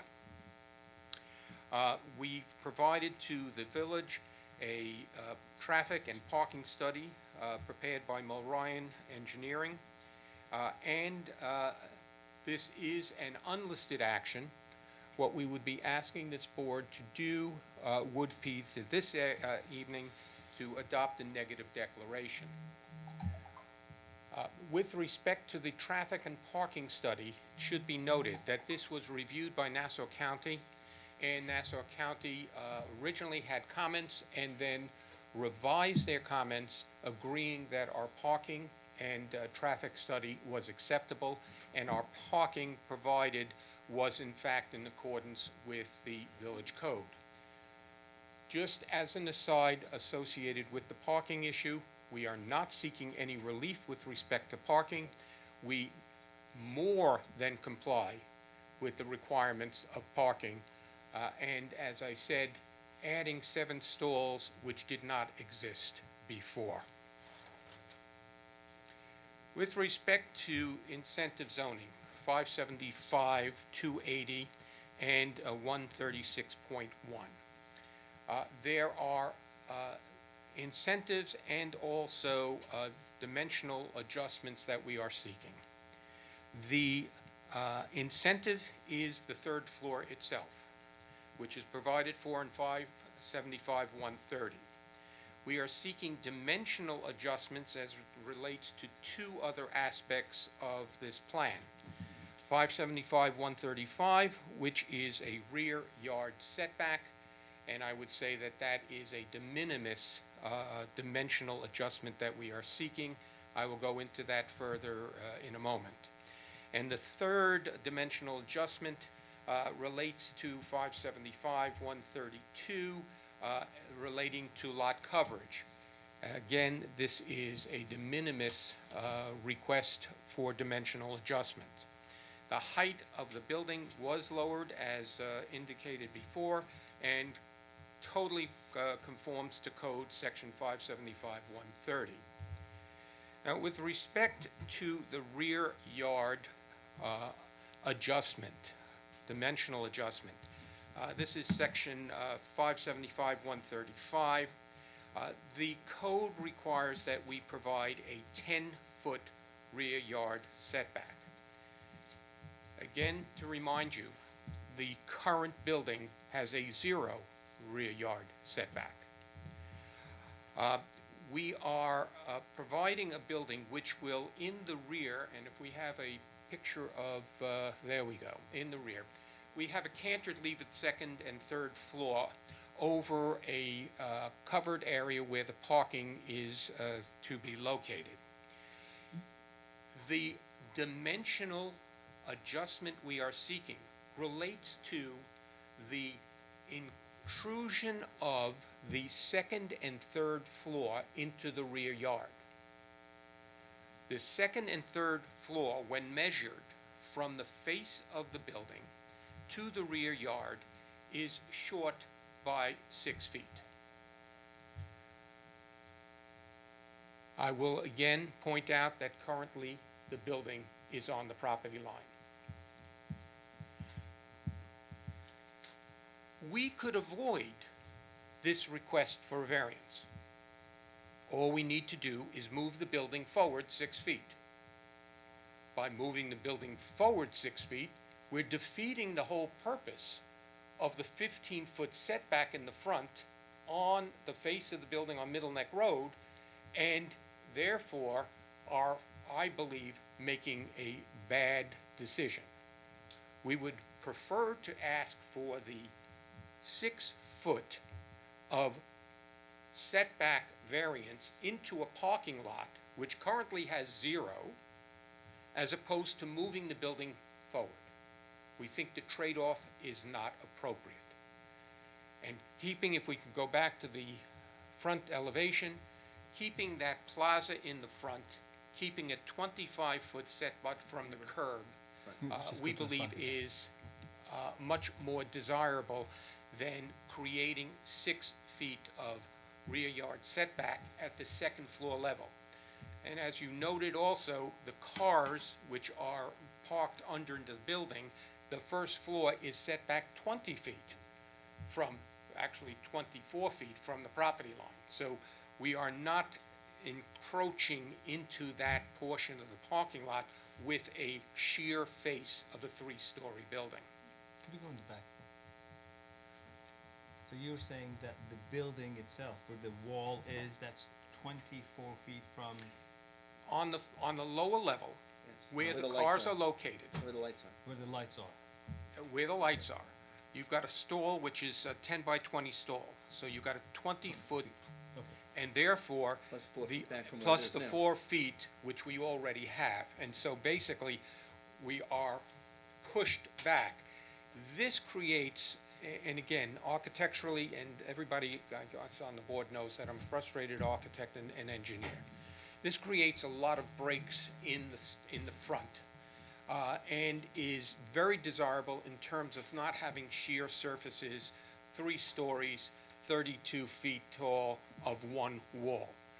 You also, by the way, and now I'm really getting into something else that the architect should be talking about, there are these small balconies that are created, again, creating breaks in front of the facade, both in the front and the back, which softens the look.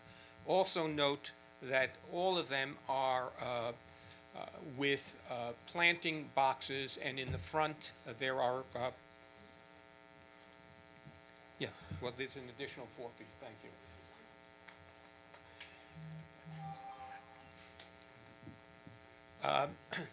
Both the front and the back will have hanging plants. These are going to be maintained by the landlord, and also planters on the first ground level in the front of the building. Can you show the front view again? Excuse me? The front view? Yes, there you go. Is the lowest level a restaurant, cafe? That just shows a cafe. It's just for purposes of demonstration of an area. the We whole thing have no cafe? tenant. We have no tenant for that location. It's artistic license on the part of whoever drew this beautiful picture. I guess I could have put in there a Harley Davidson motorcycle shop, which might have really gotten you very excited. They went to New York Park, sorry. In any event, so the planting in the front, in the baskets, the planting on the ground, whether or not we have a cafe or not, that front patio area, that setback is going to be used as a public space for people who will be able to go in and to utilize that space. As I said, the wall at the end there is going to be a green wall. Here, again, a little artistic license was taken. It's showing some statuettes or other type of structures there. It will be designed with taste and will have some sort of other character placed and created at that location. We don't know what it's going What's to the be. proposal? I don't know if that's a question to you or the architect. The proposal for the southern exposure? The That- wall on the marine fishery? Okay. I only talk about things I think I know about that I definitely don't know about. So, the other dimensional waiver that we are seeking is 575-132, which relates to lot coverage. The code requires that we cannot have lot coverage of greater than 80%. The existing building has 89%. We are proposing 84%. It's a 5% reduction, puts us at 4% over. In square foot numbers, we're talking about 334 square feet plus minus differential. In all honesty, the only reason we are doing that is because we need the additional space within the building itself. So we will be able to provide reasonable size apartments in this building. We believe that we are adding significant value to the community. As I said, I was not terribly happy when my bank left, and I think I'm changing my account to another bank only because I can't put up with trying to park down in the plaza and go to the bank. I was very upset with Middle Neck Pharmacy not being there, but the fact is things have changed. It's not at Gristedes anymore.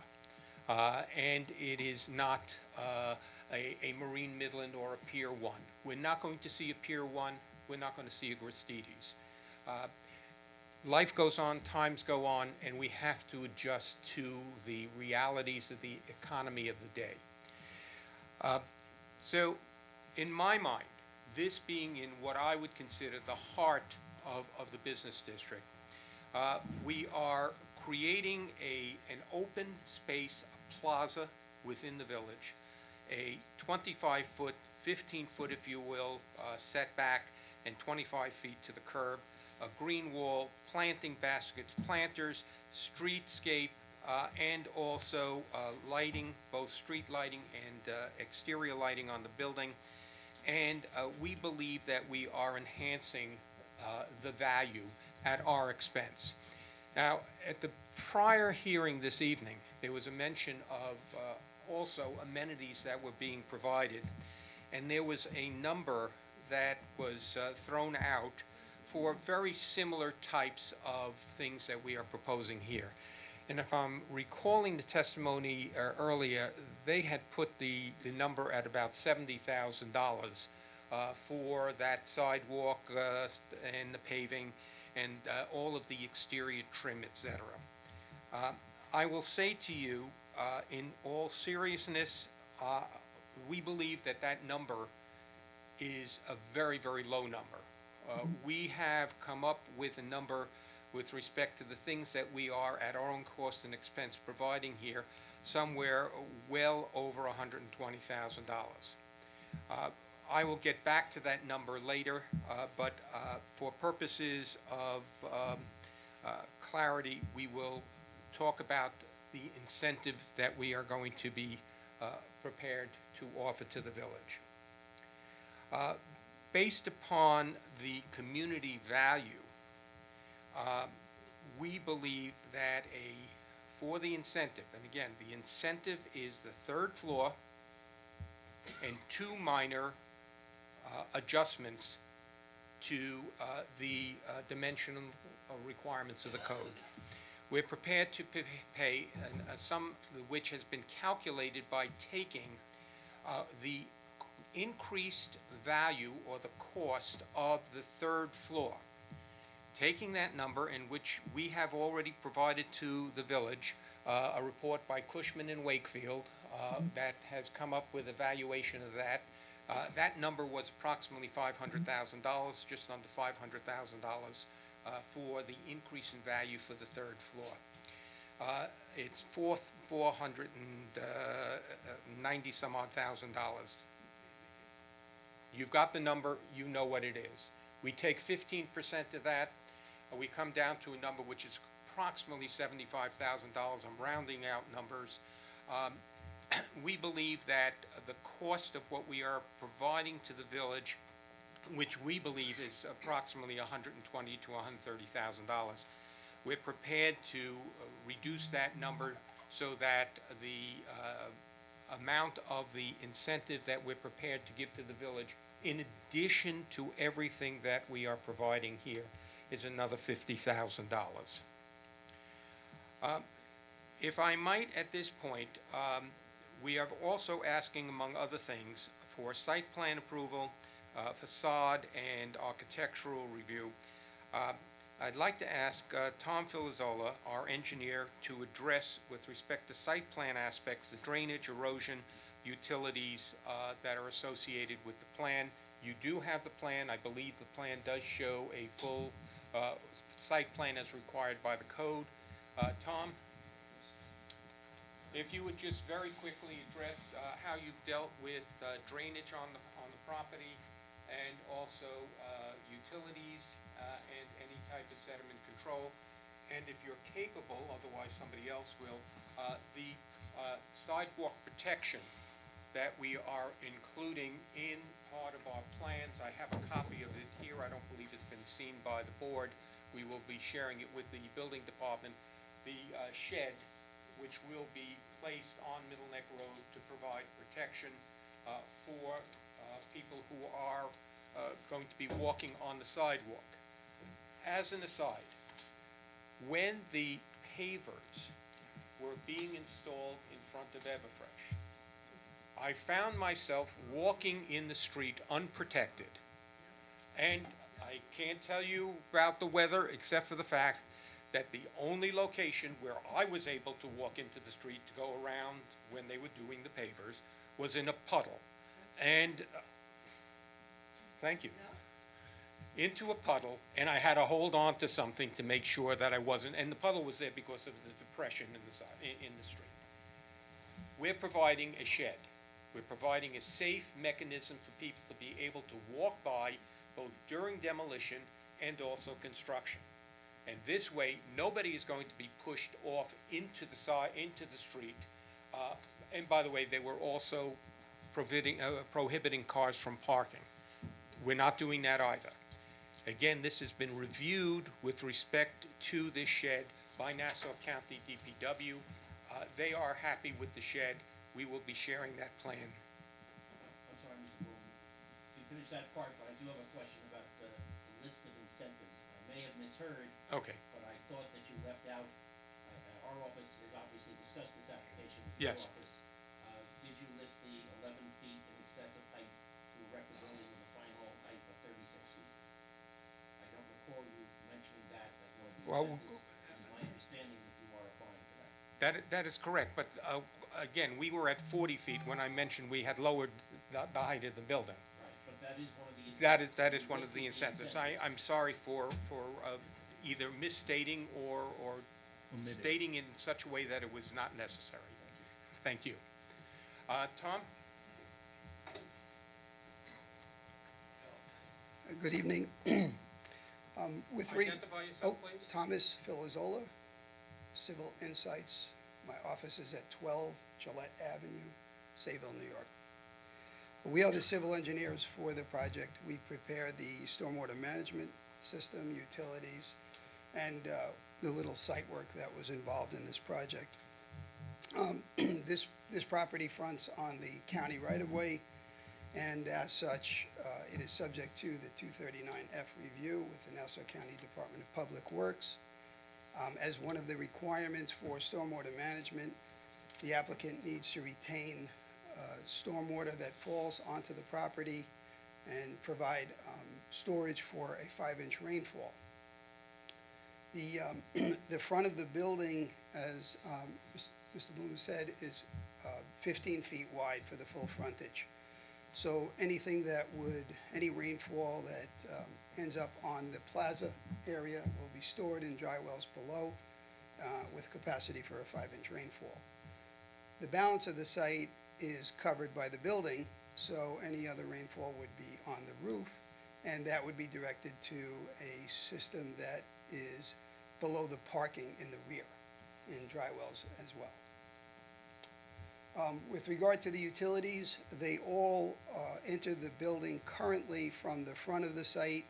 That is sewer, water, electric, and gas, and the new building would be in the same configuration. Any other questions Any other with questions? respect to this aspect of it? Just I don't know, did he address the drainage? Yes. Oh, okay. The calculation, sorry. I was reviewing something else. Was it as exciting 5 as you inches, okay. expected? Yeah, sorry. No. 5 inches. Okay. All right. Well, actually, this is a great rendering to take a look at. The invert elevations of the dry wells that you proposed in the rear appeared to indicate that they were just below the parking area as opposed to underneath the basement that is proposed. Could you clarify where those drainage structures would be located? There is no basement below the parking.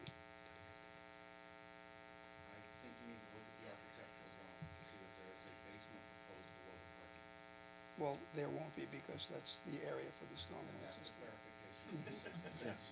Okay, very astute.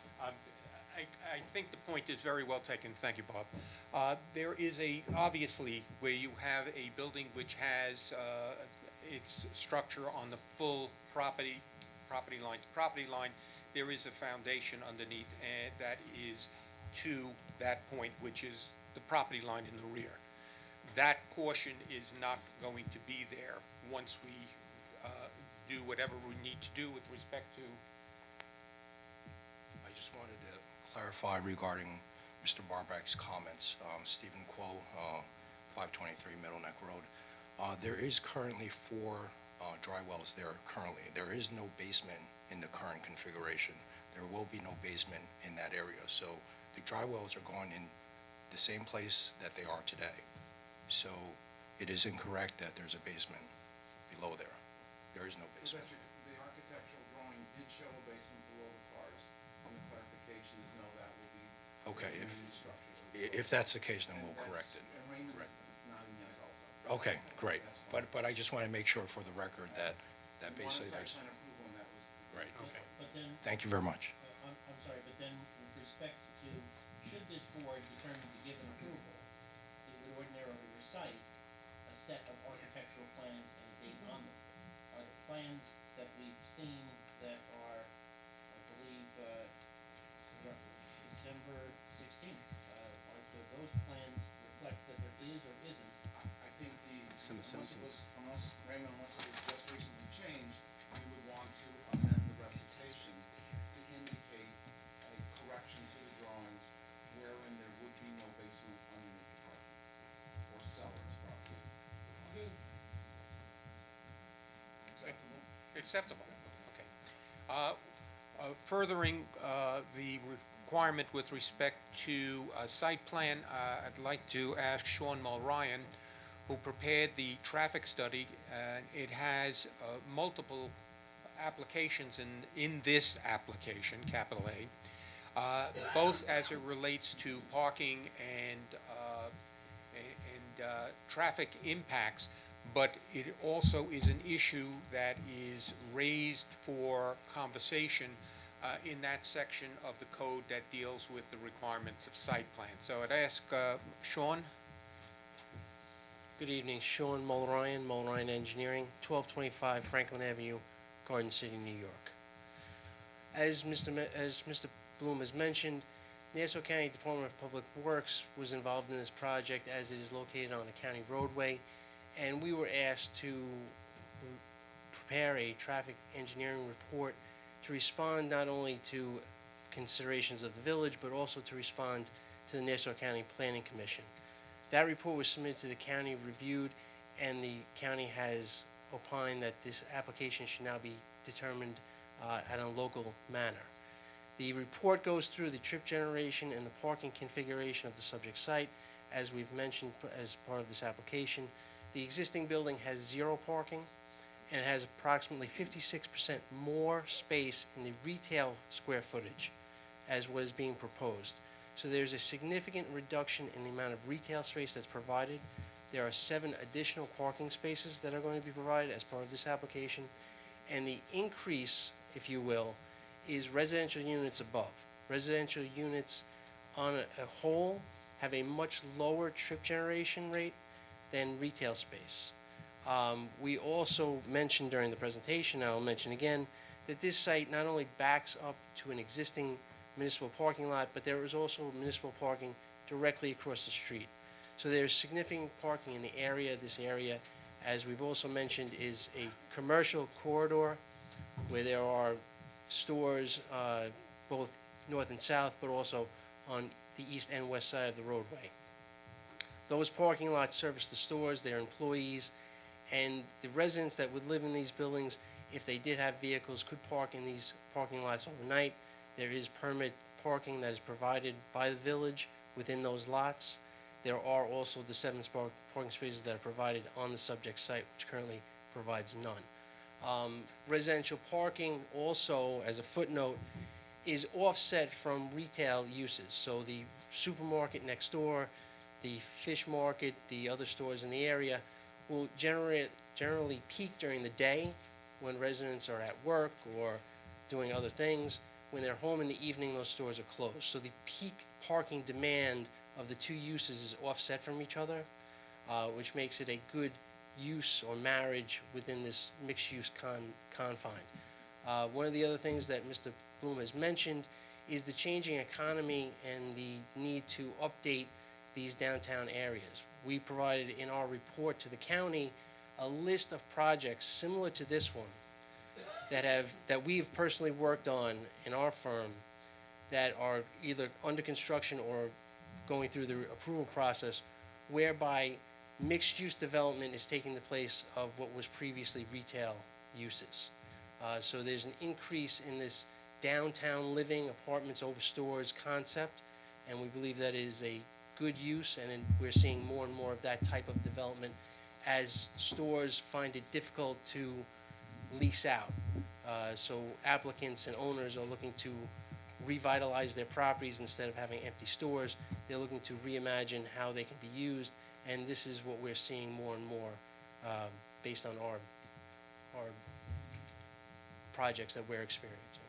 But just to point out that as in addition to that, there are two entrances to the public parking lot, the village parking lot, one to the south and one to the north, and access to the parking spots that we are providing is going through the village parking lot to that location, though the cars are wholly within the property line of the property.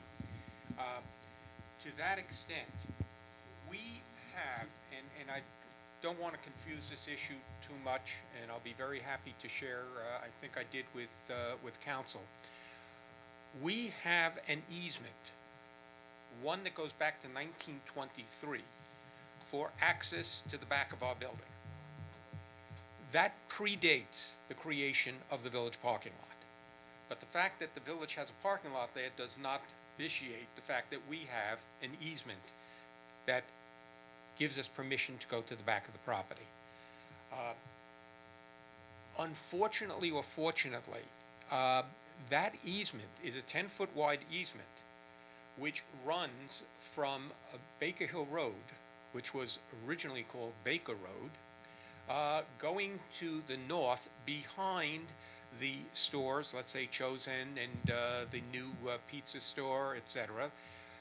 A 10-foot wide easement for access to get to the back of the stores that were planned in the 1923 map.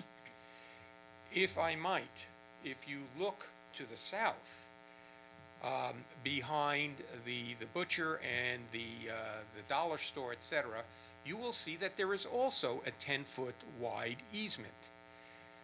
This is an easement which actually ran from Piccadilly Road, 10 feet, going north behind all of the retail stores, almost as if we were back in California, where they have alleyways behind all of the stores for purposes of picking up garbage, deliveries, etc., etc.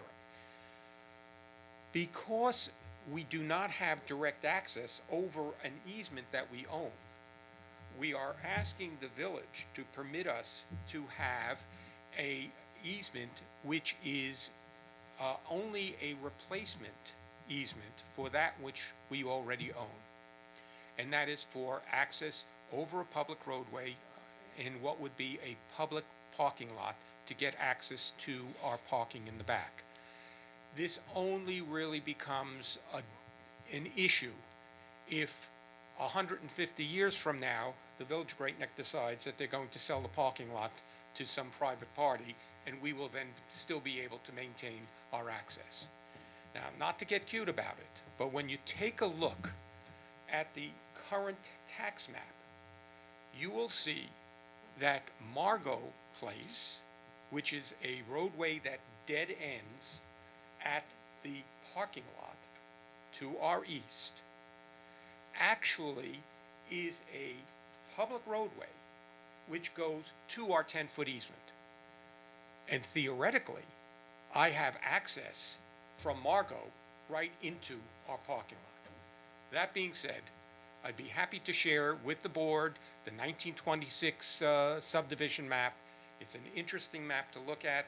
it shows the entire development of the Baker Hill area from Middle Neck Road to Station Road, all of the streets, all of the different individual lots, and of course, what is important to us, this easement, which, by the way, has been transferred by deed since 1923 to our client. So it is in our deed, and it is still a valid easement. But we have prepared an easement, and what we would be asking the village. Sure. That easement goes from Piccadilly all the way to the back of the firehouse on Croydon. At least somebody On the else knows what I'm backside of talking the parking lot. At one time, there was houses in that back parking lot. It was a gravel lot, and there was houses in that back parking lot. Okay. That's what happens when you talk to somebody who's been living here longer than I have. Okay.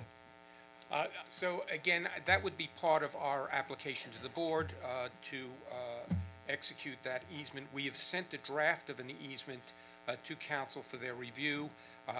It would be something that we would be asking would be either part of the resolution or something that we would be Where working would out that easement be afterwards. at this time? Obviously, the Margot place That does not is exist anymore. There's no requirement that that easement be done simultaneously with any approval the board wishes to provide.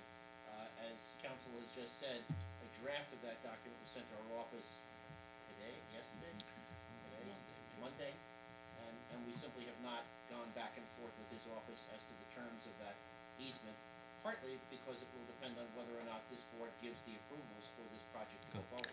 And I don't want to emphasize too much the fact that we're looking at some time in the future, which I do not think is going to happen, where the village is going to give up ownership of that parking lot. But if the board is inclined to grant approvals whenever, this evening or otherwise, the board could direct our office to simultaneously then proceed to draft an easement agreement for subsequent board. I don't know if you have looked at it sufficiently to say where that easement would be. Is it going to be coming from Middle Neck Road? Middle Neck Road. It's utilizing the existing curb cuts Right. that everybody is using to go to the parking lot. And I'm assuming you're not asking for the entire curb cut to be part of your easement. You're asking for 10 feet close to your No, building. I'm not asking for a defined easement. I'm asking for an easement over. So it's not a defined 10 So feet we can here, decide 10 at feet any there. point in the future that your easement is going to be You can move it. coming from north, from south, from east, or from west, right? You That would is, have in total fact, right. one of the first points that we've noticed in the draft document that we want to clarify, that we want to have a reservation of rights Good, on the part okay. of the village. I just wanted to make sure that that is Yes, clear. sir. Okay. The intention is that we would have the use You with won't be everybody landlocked. else. It will be Right. The movable. easement is for the entire length of the building, which is necessary to get the vehicles into any one of the. No, I understand. I just wanted to know that we are not going to be locked into one specific location, that it's going to be anywhere, and that's what I... Council will make sure that's carved out. Okay, okay, great. So if there are any other questions? We would like to hear the architect. So, Absolutely. Oh, we absolutely, we even have materials. okay. No, You will before we vote.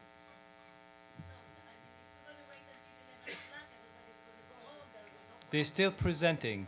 The presentation is not over. So you want to ask questions before the presentation? You don't know what the presentation is, you're going to ask questions? Well, we haven't. Go ahead. Good evening. My name is Raymond Chan, architect for the project. My office is in 136-68 Roosevelt Avenue, Flushing, New York. Actually, I worked in this project with Stephen for quite some time. And now the material that we're using for this building, we're using what they call a ventilated facade, which has been used in Europe quite a bit and has been proven that actually to reduce moisture and black mold issues. And we're using a porcelain tile on the outside, and it can actually ventilate. So after rain, they'll get dried out. And porcelain, being a very durable material, actually can last for 100 years and without looking old and faded. So if you want, I'll be happy to pass the porcelain tile around. Yes, please. Raymond, are these the same exact colors that you're intending to use? Yes, please. We do have two color. One is almost like a wood color, more brownish. One is a gray color. So this is actually similar to what we are, putting in my rendering. So this is ceramic or porcelain? A porcelain. Yeah.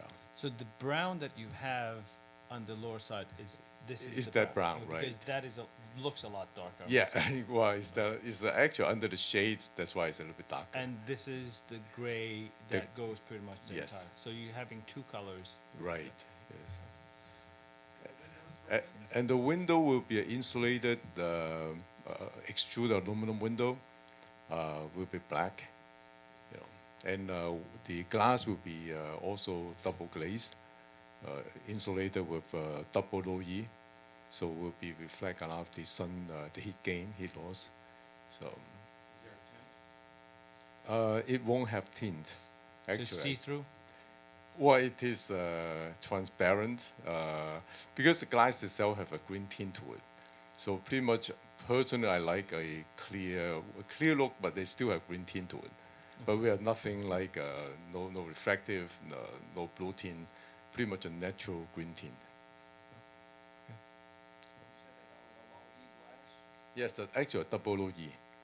Yeah, because I think that side is facing west, so in summer it can be really hot. Yeah. Okay. Oh, okay. Yes, I'm sure they do. Everybody uses them. Right. Yes. So it's, one thing I really appreciate the opportunity actually to push back the building 15 feet. And because I live I own some building in Great Neck, village of Great Neck, and I live also around the area, and I see a lot of vacant store, and I think Great Neck really needs some kind of special, like have a little bit more cafe area, outdoor cafe, to attract a little bit more, people coming into the area to shop. So I think it's really a good idea for us. I know that you guys would like to have a private conversation. You can have that outside, please.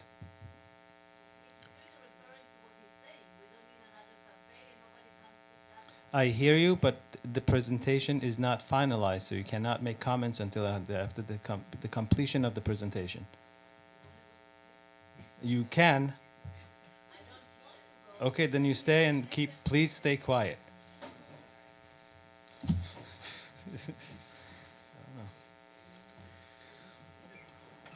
Any other questions with respect? Well, yes, I had a couple of quick questions, actually, as far as, are you done with the architectural presentation? Yes. Okay. Well, as long as he's here. Have them describe the balconies.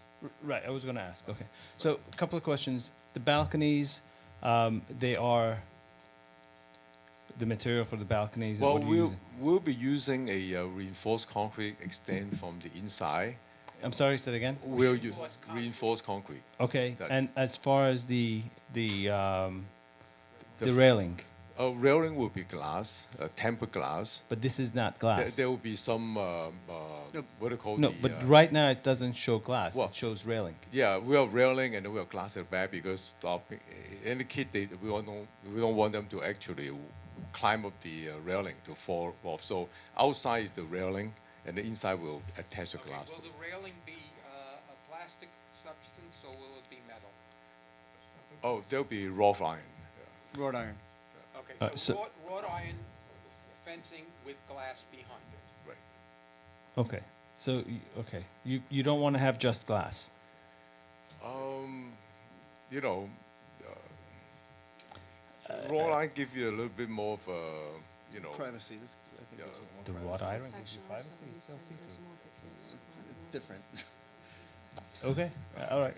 Okay, I just personally like the glass, but it's okay. The other question I had, from the south exposure. Yes. What is that going to be? Excuse me. The wall with the 15 feet of marine fisheries. It's No, I'm going to talking about the the north exposure. Put this, the north exposure that, um, right above the marine fisheries. What Yes. is the material in that area? I believe it's the same material that's going around the entire building. So it's the white thing that goes around, that wraps around? The Because light- it looks the- black, the and I light don't know gray. if that... It's actually the It's a sun. light gray, I'm sorry. It's right, light the one gray. that we have. Yes, it's under the shadow. That's why. It's not, okay. It's not under it's shadow. not going to be a red brick or anything like that? No, no. And as far as the south exposure on the marine fisheries wall... That will be the same green wall. That you have on the north? Same as the north. Okay. What kind of heating and cooling system will there be? We'll be using the VRF system. VRF is actually a very efficient system right now. It's called the variable refrigerant frequency system that actually have a manifold. And actually, Carrier did a study on this, and even with electricity, power the heating and cooling, it's actually more efficient than gas if it's a 17 degree and above. So in here, this kind of climate, we actually mostly have 17 and above. So With each they use apartment heat pump, yes. Would every apartment have their own thermostat? Yes, actually every room has its own thermostat. It's all units and it's all electric. It's all electric, and then they use a heat pump system. For So heating and cooling the same units. exactly, and it's very quiet, and every room has their own individual air handling unit, and you can actually adjust the temperature by itself. And there's a compressor on the roof? Yes. Will there be any Green solar panels? space. So we love to have I put in a solar panel. Yes, Any green space on the roof? yes, we do have some green space at the roof. Okay, right. that's because... That's the apartments. Oh, that's the green... Yes, yeah. That was going to go back?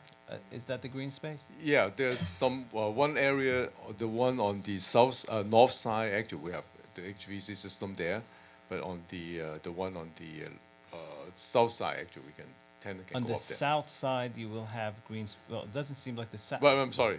On the Probably on the west side. The west side. You will have the green area. And could you go to the rendering one more time? I want to know how you're screening the...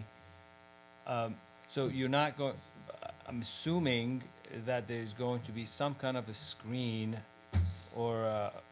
setback to hide the air conditioning unit? No, on the roof. It's a Would you parapet. have a It's a glass- parapet. Parapet. It's a solid parapet, right? Oh, so that's what's going to be covering it. Yes. Okay. So we cannot. People cannot see the roof. No. Okay. Yes. The green space. Yes. Okay. Any other questions from the board? No. Steve? Anna? Ask the public. Yeah. Thank you. All right. Thank you. We appreciate Thank you. Now, if the people who want to go to sleep and want to ask questions, you can come to the podium.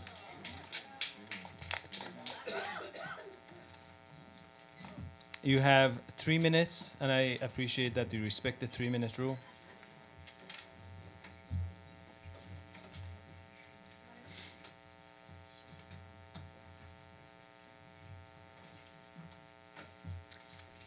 I think the... A name and Oh, address. sure.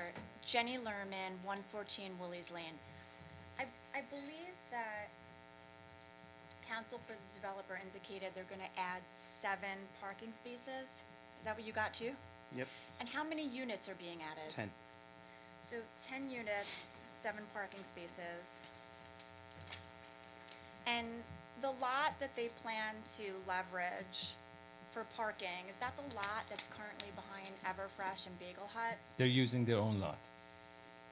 So they're using the 7 spots for 10 units? Mhm. But that's clearly not enough spots per unit, That's what they're right? asking for a waiver. So they want a waiver, but they're also talking about the fact that that lot is behind their building, correct? They did mention that. We give I think a we offer commercial lot. permits to residents on a monthly basis. So that already congested lot, the idea would be to let residents in the building park in that lot, That's not what we said. Not during the day. not during the day, but... Three of those units are going to be rented without a parking spot. If people want a parking spot, So what- if so- there's a spot available, they can get one. If there's not, So they would just park in public parking, is the No, idea? there would be no can't. cars. how are you going to ensure that someone who rents a unit has no car? It's Because not they have no our. place to park. Well, it is not. You can ask him, not us. Oh, But you're not here generally to you ask him. me to direct the questions to you. Right, but You want me to direct them no, to no, you now? no. But the thing is, we're not asking a question because it's the business model they have.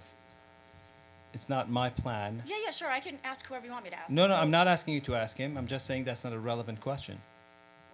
How is that not a relevant question to the project that was presented? It goes to whether or not there's Because sufficient you're parking asking, for the project. because you're asking how they can make sure that Kate, the. are you taping the way that he treats people who make public comments? Okay, thank you. So there's insufficient parking for the units that are being added. And then my next question is, the lot that's behind the residential complex, the people that live there and that visit the residential complex, they could use that parking lot if they want to, right? Anybody could, so they could further congest it. And then how would that increase, like business for places like Bagel Hut, when it's a deterrent to stop at Bagel Hut if there's no parking? I would be less likely to stop at Bagel Hut if there's no parking because the people from the residential complex have crammed the parking lot. So I don't see how this is going to revitalize the business district. If anything, it'll deter people from going to these businesses like Everfresh and Bagel Hut because now there's no parking there. That's just my observation. Thank you for your comments. So I didn't realize that this topic was specifically to this building. That's correct. right now. If you're not speaking to this, then To this, please no problem. let somebody else speak. Thank you. Thank you.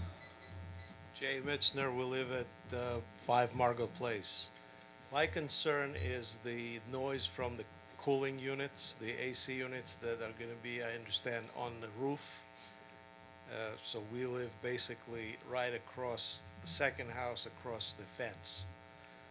So the question is, if You it's mean on the other side of the parking on lot? the other Right, side, okay. right, on the other, across the parking, across the fence, right where the gate is, second house, and the question is, what's the noise level? How is it gonna affect the noise level Good around question. there? I just want to ask that was your question? Yes. Currently, the building that currently is there, I'm sure they have cooling as well. What is the unit? Not only do they have units there that were being operated when both the bank and Middle Neck Pharmacy was there, but the units are old units and full compressor units. And so the noise that was, since only because they were of age, the noise that would be generated from those units will be substantially greater than the noise or the sound that would emanate from the units that we're proposing. I also will venture to say, and I'll leave this to, because now I'm stepping over the line, but I'll leave this to Raymond to speak to. The compressor noise that is generated is going to be significantly less than the noise from the generators and the refrigeration units that are currently being operated by Everfresh. Now, I'm not telling you to take the units out. I'm just putting it on a proportional basis. They have huge refrigeration units because they have refrigeration needs. Those units are huge commercial units. What we're proposing are residential compressor units. They're small. They are put in a little area which will have the parapet above them, so noise will not emanate out but will go up. And therefore, being state-of-the-art, that should not be an issue whatsoever. Was that sufficient for you, sir? Thank you.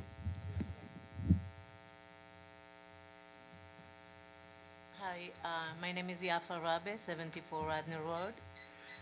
So I'm here to ask, we have 10 units over here. How many, how large are the apartments? So I would like to know how many children could be in each unit. I mean, how many bedrooms? 3 bedrooms, 2 bedrooms, you know? Who's the architect? Right. Raymond. Okay. How many bedrooms are in this 10 units? Well, they are mostly are like 2 bedrooms and 1 bedrooms. Right. So, this evening I already noticed two huge buildings that gonna be on Middle Neck Road that their children are going to go to the North schools. And the North schools are very crowded already.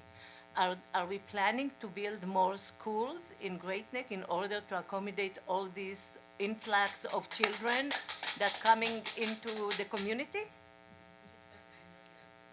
I'm just asking a very relevant question because, Right. you know, if we're going to have so many more residents, so many more children, we need Right, to so I accommodate think, them. right. Please be quiet in the back.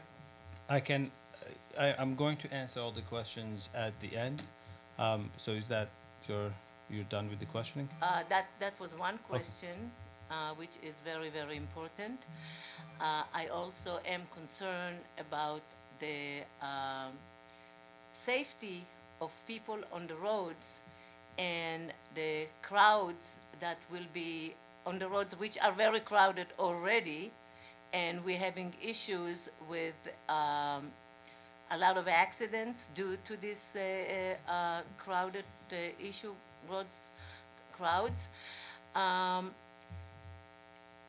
When we are going to have so many children and so many adults in our main roads of Great Neck, living in them, in case of emergency, how are we going to evacuate this town if there is a huge fire or a terrorist attack or anything like that, which is really something that we should consider because it's happening everywhere. Do we have an evacuation plan? Because we're getting more and more crowded in this town. Okay. Anything else you want to ask? No, I think this is very important. All right, thank you. Sam Yellis, 2 Hollies Lane. Happy You can- holidays. Happy holidays. You can Adjust raise- that for Sam. Is this okay? Perfect. That's Thank it. you. So we're only talking about this, not the first Yes. project. That's correct. So I think compared to the first project, this is a great looking project. In the world of compromise, I'm settling for 3 floors. The problem is with the parking lot. You know, I mean, it's maybe 7 spots. That's one problem with the parking. And the other problem is just the congestion of that lot in general between Everfresh, really dominating the lot. But one question maybe you could talk to generally after is the overnight parking situation. I know, Bart, it's a problem for the people in 15 and 14. Now the park district's not allowing parking. I don't quite understand the permit parking and the over-permit. You know, when I'm walking the dog, they're moving their cars, so I dig how it works. But how many extra spots, or how do you get one of those spots if you're renting? So don't answer now, it's my time, but answer those questions, please. But except for the parking, it just seems like a great project. It's the right scale, I think, for the village. A floor of retail and a couple of floors. I'd take that over 4 or 5 stores. I commend you last time for asking for that setback on the final floor. You know, on 770, you were concerned with the 777. 777, the massive bulk of the building. And you said, well, I like that setback on the 4th floor. I'm sorry, I'm going to cheat. There was no comment about that on tonight's first project. But Good. this with 3 floors only, I mean, folks, we're not going to get, you know, perfect. I don't know. To me, it seems like a compromise I could live with just settling for this and 2 floors of retail. Figure out how to get that extra overnight parking. The other way around. One floor of retail and the 2 floors. And just, you know, we're a few parking spots short. It is the way of the world. If you've got 1-bedroom apartments, I'm guessing that there'll be some people without cars. Especially, I mean, it's up to the rental agent to just say, look, you don't get a parking spot. The people at 15, they don't get a parking spot. It's just the way it is. You go in knowing that. So it's a nice project. I would want to know if those planters in the front are, not that I have anything to say about Great Neck drivers, but just in case one car ends up on the sidewalk, I'd hate to be eating at one of those tables you know, while an But errant. right, they have those planters. That's what I'm saying. Those are like concrete They're barriers. bollards. They're bollards. All right, so that's cool. Okay. All right, I kind of like the thing. I think it kind of Thank you. works. Thank you. One question that I have for the for Raymond, you mentioned that there are side street or sidewalk lighting. Where are those lights? Well, actually, those are the light that inside the planters actually shine up onto the tree or onto the flowers.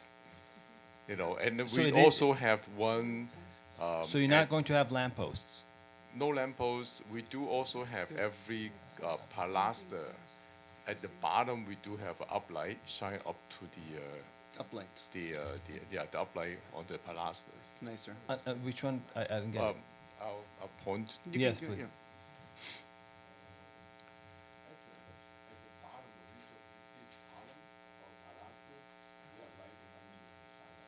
So is it do you- downlighting? No downlighting. It looks like Those look like downlighting. downlighting. Yeah. Okay. Okay. Right. How do you propose to light the sidewalk? And would you consider actually putting maybe 2 lampposts, decorative lampposts for the sidewalk on that area? I think that would enhance the look, and I think it would enhance the safety in that area. I know we have the street lights, but I think if you put 2 nice lampposts, it would definitely pop up and make that place a lot nicer. Are you talking about putting it on our property or on the village property On at our expense? well, it's going to be at your expense. No, I said at our expense. Yes, Do you and- want it and on your our prop- property on your or property, or on the on village your property? property. On that 15 feet that you have, I think I would probably put it right at the edge where the 10 feet of sidewalk ends, and you start your 15 feet of, you want to call it, what do you call it? Plaza. The plaza. Right. If you can put 2, I think that would 2 decorative lights. It would make that place a lot nicer. I don't think we have any difficulty with that, and we would leave the design of the lighting that the board would approve. We don't really care either way. Okay. Thank you. Yes.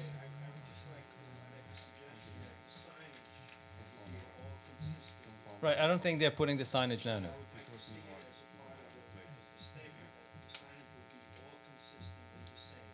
Right. Well, I don't think at this time we're going to even discuss that because they're not asking for any signage. I don't see a value in that. If a name brand store comes in with a logo, they should be able to have their own logo.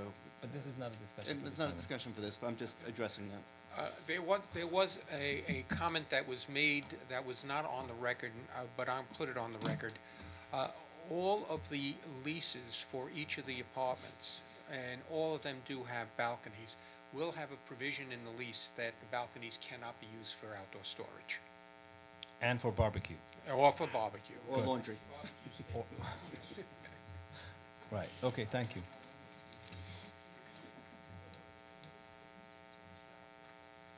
Hi. Good evening, everyone. Ken Lee, 7 Gartel Lane. Whenever I heard developer team present their project and particularly talk about the financial burden, I just start to ask kind of question myself. Why everyone make that kind of a not smart move to purchase that property if they know they need all those variances to make their profit? Why they don't hire this great attorney architect earlier so they can, before they buy the property, say no, they have all these challenges, all this limitation, which is the soul of this zoning we have to have a guidance of the density of everything. Why people always buy it and come back to say, oh, I need this, I need that, because otherwise I cannot build, I cannot afford. This is totally ridiculous, okay? I'm using this 733 We're talking Middle about Neck Road. Talking about this project only. It is just for this project. Just for this project? Yes. Okay. But for this project-wise, I want to raise the same question. Since you limited to ask a question for the other project, okay, I'm using this as an example. People are asking, usually people are asking for more zoning, more parking. this project asks for less parking. How does the village stand? If zoning requires minimum parking amount, and then some people say, oh, I have less parking, and you say that's the business model, then what the zoning was telling us? Okay, because this parking have to go somewhere, anywhere. Okay, so unfortunately I have more to say, but for this project, that's the only thing I want to say. Thank you. Kate Goldberg, 26 West End Avenue. I have a question. You are asking for easement instead of one that would already own. You said, yes? You can ask the question directly to us. Sorry, yes. Okay, my question is it really instead of one that we already own or additional to one that we already own? That was my question because I didn't understand it. The easement for the road you talk? Yes, they said that they own That one easement- and they want another. Right. Okay, well, So I'll is it I'll explain it additional? though. The building came with an easement Yes, in I the understand. 1920s, which Yes. has been encroached upon already by I other got it. structures. So if they're going to build No, this but did you building, hear they, what he said? Yes. if Did they're you going to hear build what this he said? building, they just want an easement ensuring. Please repeat the easement had. they had They had. has been encroached said by that. other. But I wanted to make sure that She knows that. heard. You heard that? Yes. Yes, Okay, the okay. existing easement was encroached upon, so the developer just wants to make sure that if they're going to build this with 7 parking spots in the rear, that they would have access to that rear Oh, instead parking of the- spots. okay, yeah. They're asking for a general easement and not for specific lines of easement. Just that we can't landlock them so that cars could never see. get back there. I see, okay. Okay? So then sorry, I didn't understand. What are incentives for our community? The incentive overlay zone was enacted about 6 years ago. No, maybe I not, mean, sorry. what are incentives for our community that are in this particular project? Because Well, I think that the they presenter was talking about incentives, but I could not understand what is actually. I understand incentives for the community is something the community gets. Yes. Right. Right. So I Or- want to or- understand right. what I get. Right, so- Personally, I'm also part of the community. Right. So the way it works is either you get something as a benefit, community benefit, or you get something in lieu of that. Okay. So what what does we that get? mean? For example, Yeah. what we are getting here, for example, is the beautification on that area. And public That's space, one. yeah. But that was Wait, said wait, that this is wait. just a picture. They don't have anything. Not not somebody who rents or. Say it again. They said it's just a picture. They don't know what will be the. No, they said that they're They're going to providing that beautify plaza. that area as part of the plaza, which you and I and everybody else who walks will enjoy. Mhm. They're going to have lights that is going to make that area safer. And also they're going to pay because there's nothing that we can think at this moment that the community can benefit from. They're going to pay in lieu of that, Mhm. To the the matter of, I community think, benefit to community benefit fund in the matter of, I think, 50,000 or That so. was the offer. That's the offer. So Yeah. that is the How many? way 50,000 50,000. So they pay to the community 50,000. to the community fund. Fund. Yes, So- I understand. Yes. Well, after they do that, it's roughly about that. So So that's the 50,000. way the community. And benefit how works. will the community use this fund, if I may For ask? example, what we did, it was 2 years ago, we used the money that we have in the community benefit to change all the lights to LED lights, so it's not going to cost us as taxpayers any money. Okay. So we don't have to put out money to get a bond and increase our taxes to pay for it. That's one way that we've done it. Great idea. And for example, if you have to do anything with parking or parks or any Mm. other issues that we may need to do, that what we did today, for example, we're buying 4 stop signs. We can possibly use the money from the community benefit fund to buy Mm. the stop signs, which is costing about $1,500 each. How many do we have in community fund currently? I don't know exactly the amount. 600,000. Do we No, have that's any park plans? fund. What I we think do we with have more it? in the Well, community we don't have benefit. to plan everything today. I'm sure things No, will sure. come up. I'm but just asking as- if you have ideas. Well, we have a lot of ideas, but Mhm. a lot of things need to fall into place. Yeah, sure. But before we do that, sorry? Right. No, and the sorry. bridge. Okay. Okay. What I'm actually wanted to ask, we have many problems in our community that arise out of many By the way, your 3 developments. minutes is up, and- but because yes, I responded, I Okay, give I you just one more want to minute. finish. Yes, thank you.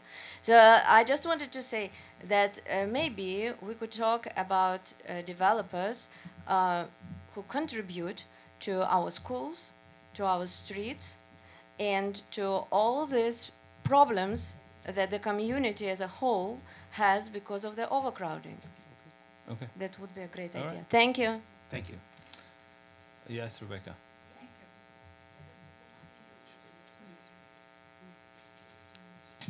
Rebecca Rosenblatt Gilliar, 15 Hicks Lane. My first question is, I seem to have missed the moment when you decided we can talk about 523 but not 733? Because 523 is ready for getting their For a decision. for decision. Okay, so 733 was so not. when's the public comment that's not part of the hearing? When they give us plans that we could make a decision on.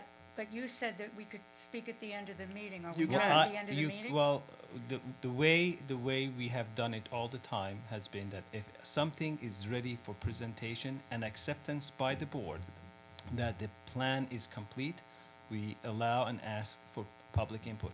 If they're not ready, there's no reason for public input at that time. Okay, so that's great. I'm so glad you said that, because I could not disagree more emphatically. I think one of the things that I've discovered is that if you think you're smart, the most important thing is to be in a room with people who are smarter. The important thing is to always surround yourself with people who inform your thinking, who make what you think bigger and better. And there are 5 of you, and you've been elected, and I'm okay with the 5 of you being elected, but I don't think that you make all the decisions and ask all the questions that could possibly be asked all by yourselves. You weren't elected as an oligarch.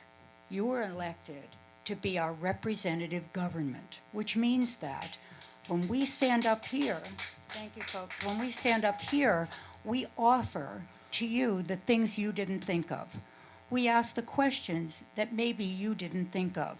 We bring a perception to what you see, and we enlarge upon that. Now, sometimes I know you find us annoying, and I know sometimes you think that what we have to say isn't all that interesting to you. But in the general mix, you get so much out of public input. It changes the face of what you think, and it's so important. And when you just said this is the way it was always done, that's not true. It has never been done that way. It's always been, until you took over the role of the BZA, the Planning Board, and the Architectural Review Committee, when you went to each one of those boards, people had public comment. You should have sat in when Dennis Grossman runs a meeting, a man whose decisions I've disagreed with over the years, but I can never disagree with the way he runs a meeting. And what he does is, he has the presentation, and it can take 2 or 3 hours. It can take 2 or 3 meetings. But when that presentation has been completed, the board and the public share the questioning. The board and the public share the presentations. The public provides tremendous input. But Thank you, now Rebecca. But now that you've become the only board, essentially, I you guess took you over did- well, special so, and your 3 conditional. minutes is over, May I so- finish, No, you may please? not. No, you are interrupting me, and that's what you said you would not do. I don't think I interrupted for 3 minutes. I just want to say one thing. Rebecca, you just said that when the presentation was completed, the public has an opportunity to comment. That presentation was not complete. It was not completed. I didn't mean completed. It would happen over a period of period of 6 months, and at every We single welcome meeting. your comments during public comment regarding that application, but we're not voting on that. No, We might be, this is a Do ready, me a this favor, is a ready at application. least allow me, Bart, Mhm. to clarify that at every single meeting, if a hearing took 6 months, at every single meeting at which that hearing was continued, there was public comment at the BZA and at the Planning Board. I don't know about architectural review because I've never gone there. But now that this board has taken over so much decision-making for this community, you have a much greater responsibility to let the public ask questions. You've heard the presentation tonight. It's not complete. I agree it's not complete, but I'll bet you don't know the degree to which it isn't complete because you don't have all the questions out there. The 5 of you do not constitute the entire brain power of this village. And you are not treating the rest of us as if we're assets. And it's a problem. Thank you. Thank you. Okay, so I Well- can't talk about this tonight, right? 7:33 is We off the can, you table? can talk about it after when it becomes public comments. Okay, Okay. And one thing I wanted to say to clarify the misinformation that is being over and over discussed on this is that we took over BZA. If you remember and you listened, we did say that the previous 733 will go to BZA for certain decision making. So we did not take over BZA. There's one issue that was put back to BOT because in many places that's what we do. And we are taking only question about one time, not more than time. So you have to wait until the end of the comment, please. So I can't ask a question about 523 right now? I thought you already did. asked. You already. I You're- asked one question, I have another question. Yeah, I but don't think you I had- took you- up my 3 minutes with my first question. You could ask the beginning, but I don't think. So are you Just barring ask. me from asking my No, question? please ask your question. Okay, so 523 is up for decision. 1 minute. And other buildings are being proposed. And have you, as the board, had any conversations with the school district about how the increased population flowing from the apartment complexes may impact the public schools and what they would need to accommodate the increased population? Have you had those conversations with the school district? Is that your question? I'm asking you, yes. Are you done? Oh, If you you're want me to done, ask you all can. my You may questions at sit and I once? answer. Yes. Okay, so that's one of my questions. Two, I'm not sure who handles like strain on sewage infrastructure, if it's the water authority. If it is, have you spoken to the water authority about what kind of strain on sewage the sewer infrastructure district. 523 in conjunction with the other proposed projects will have? You can ask all your questions, and we'll Okay, answer. so oh, okay, so have you had conversations with the water pollution control districts about whether or not it's set up to accommodate the increased strain on sewage infrastructure? Thank you this for your building questions. and the others proposed? I will respond to those. You may have a seat. Yeah, there were two, school district and Right, then that okay, water okay. authority. Thank you. Okay.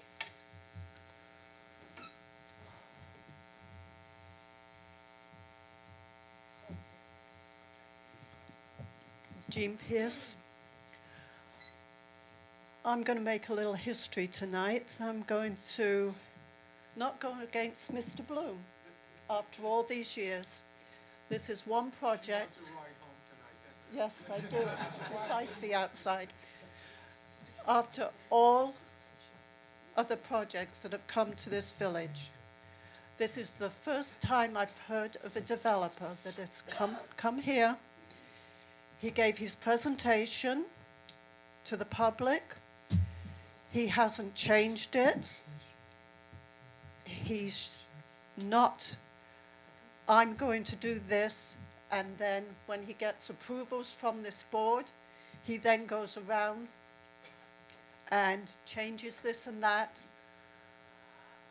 like your other two projects on Middle Neck Road, which are an absolute disgrace, but we mustn't discuss those now. He came with a vision. He wasn't greedy, like the other developers usually are. He said what he wanted to do. He showed you what he wanted to do. He presented it to the public. We had discussions.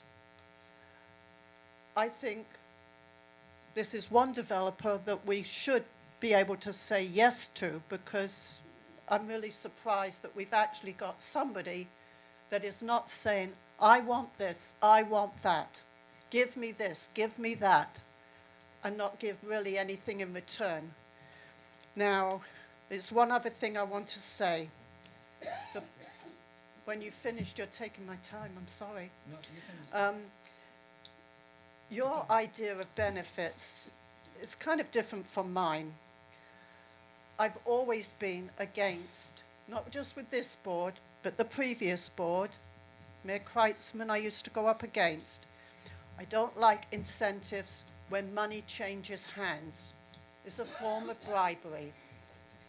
I'll give you money if you give me this. Why don't we just use compromising? Like this gentleman.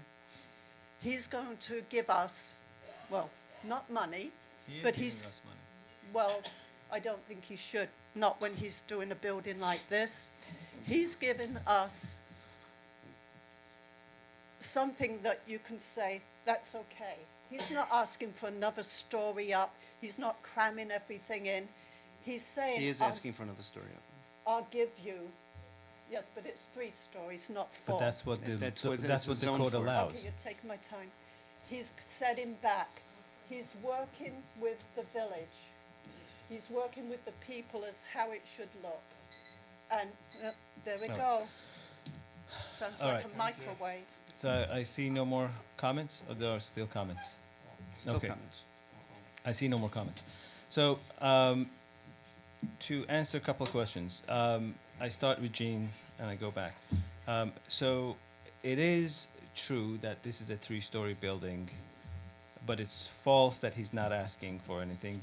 He is asking for an incentive of the 3rd floor, because according to what the code allows, before the incentive zone, you're only allowed to have 2 stories. So there's going to be an extra floor that they're asking.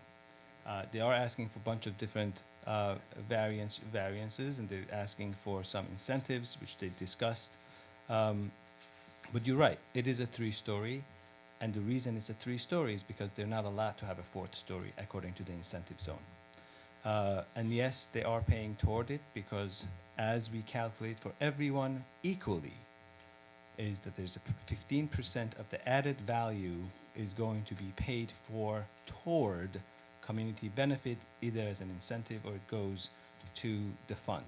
So that's for everybody. So this project is being exactly handled the way every other, Rebecca, there's no reason to give hints to people. You can just, you have the respect, thinking that people are smart enough. You can explain it after I'm done. And I think, she's smart enough to be able to ask questions for herself. One thing I wanted to say is that every individual that has come here has been treated the same. One thing the public has to realize, I'm sure you know that already, that we don't go to the developers and come and say, build this here and build this here and build that there. These are properties that they own. Either they bought it after or they bought it before. In this case, I know that Steve has bought this years ago.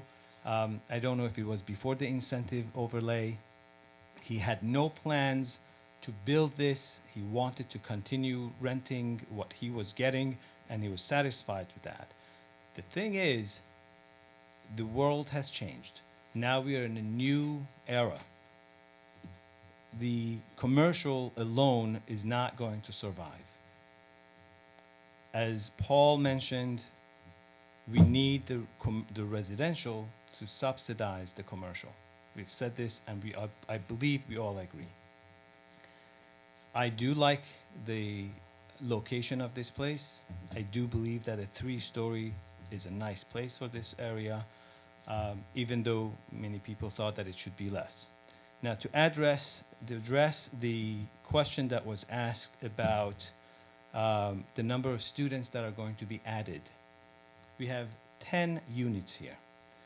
It has been shown in many different areas that the downtown revitalization and downtown development will not increase the number of the students significantly, if at all. No, you see, listen, just, you can't go, there's something called science and there's something called opinion. We are all entitled to our opinion, but not to our own facts. True, if you go ahead and have a house, it will increase the number of the students, because usually people, not always, but usually people that have kids, they go to houses, not in this area. Usually they don't go to a place like this that has 1 or 2 bedrooms. Listen, I did not, I'm not going to respond. I'm not going to respond. So you may not, I'm responding to your question. You may disagree with me, but that's the way. The facts are that in many places that these mixed uses and downtown development has happened, I believe for 500 units, or maybe even more, there was about how many? 20 or 30 students that were added in other places. Now, this place may be different, but 30. 32. Yes. 32 or 37 students No, total. 32. Okay, please stop. Well, please no, stop the calling school out. district is, according to the school district, we have 32 students that are coming from Avalon. 191 And units. that's 191 units. But you know what? There's no but. Well, you're right. You know what? That. Right, but I don't think people who are going to have children are going to have children in a one-bedroom. But that, you know, we're not discussing, you know, listen, listen, you know, the reason that these meetings, unfortunately, is going to just come out to this, is that you well, I have. There's the question, the answer to the question,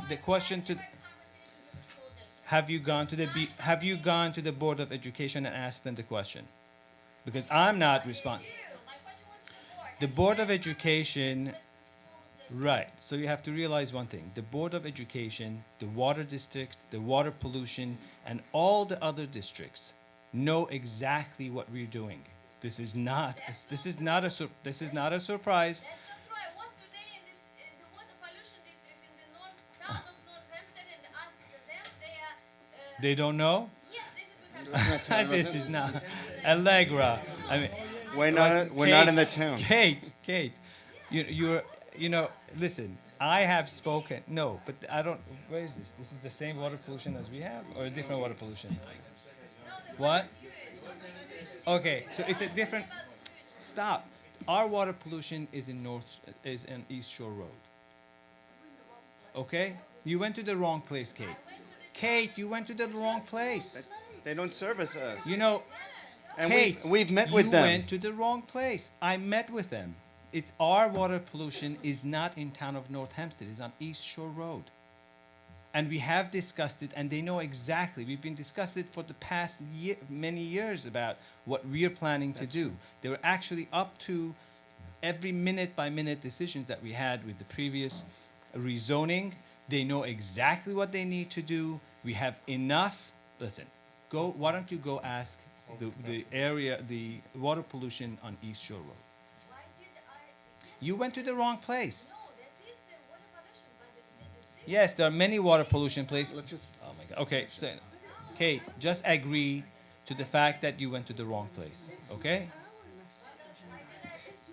I mean, that's the problem, that people unfortunately are not informed properly, and they come here and they say things that are not correct.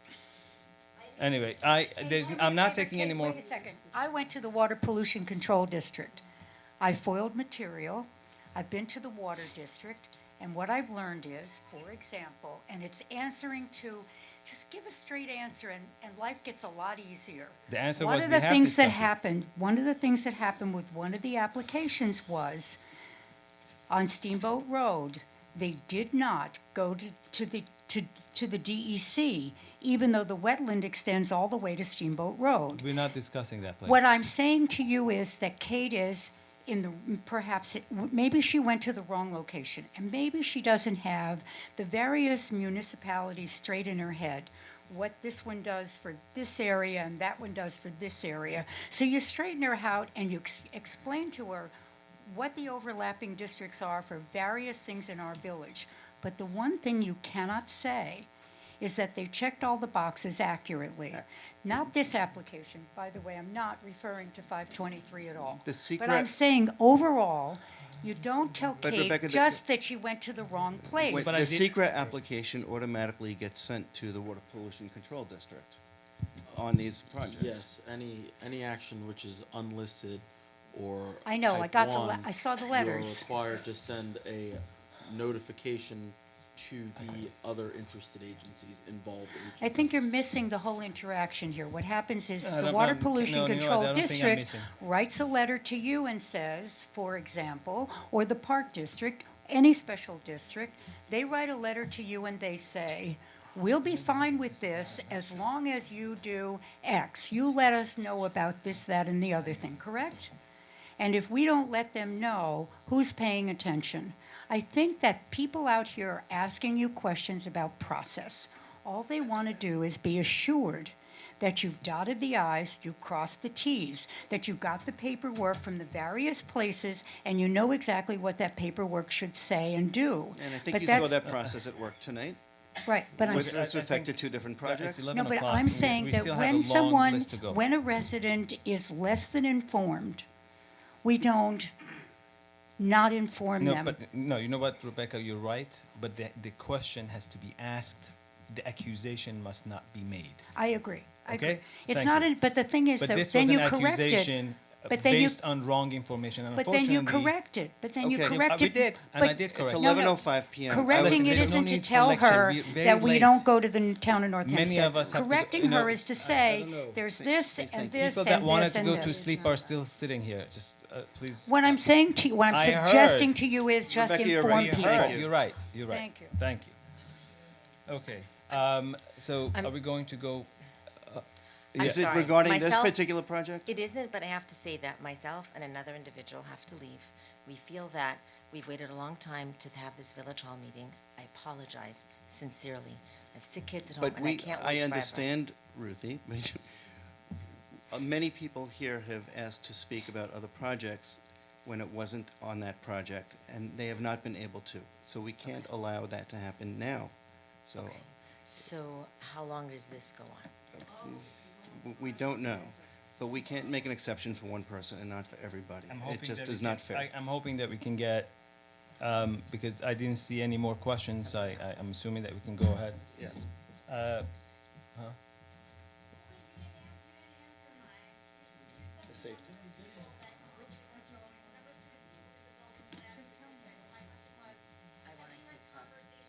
My answer was that yes, that was the answer that I had for Katie, that we had discussed it with the school, with the water pollution, with the water district. And they all know what we're trying to do. They're building the 8 or 9 units, classrooms, because they felt that they need to. I don't feel that anything is being secret. We're presenting all these. They're hearing it. I'm sure that there are some BOE members that are actually listening in, and they know exactly what's going on. So yes, yes, they know. My answer to your question is yes, they know.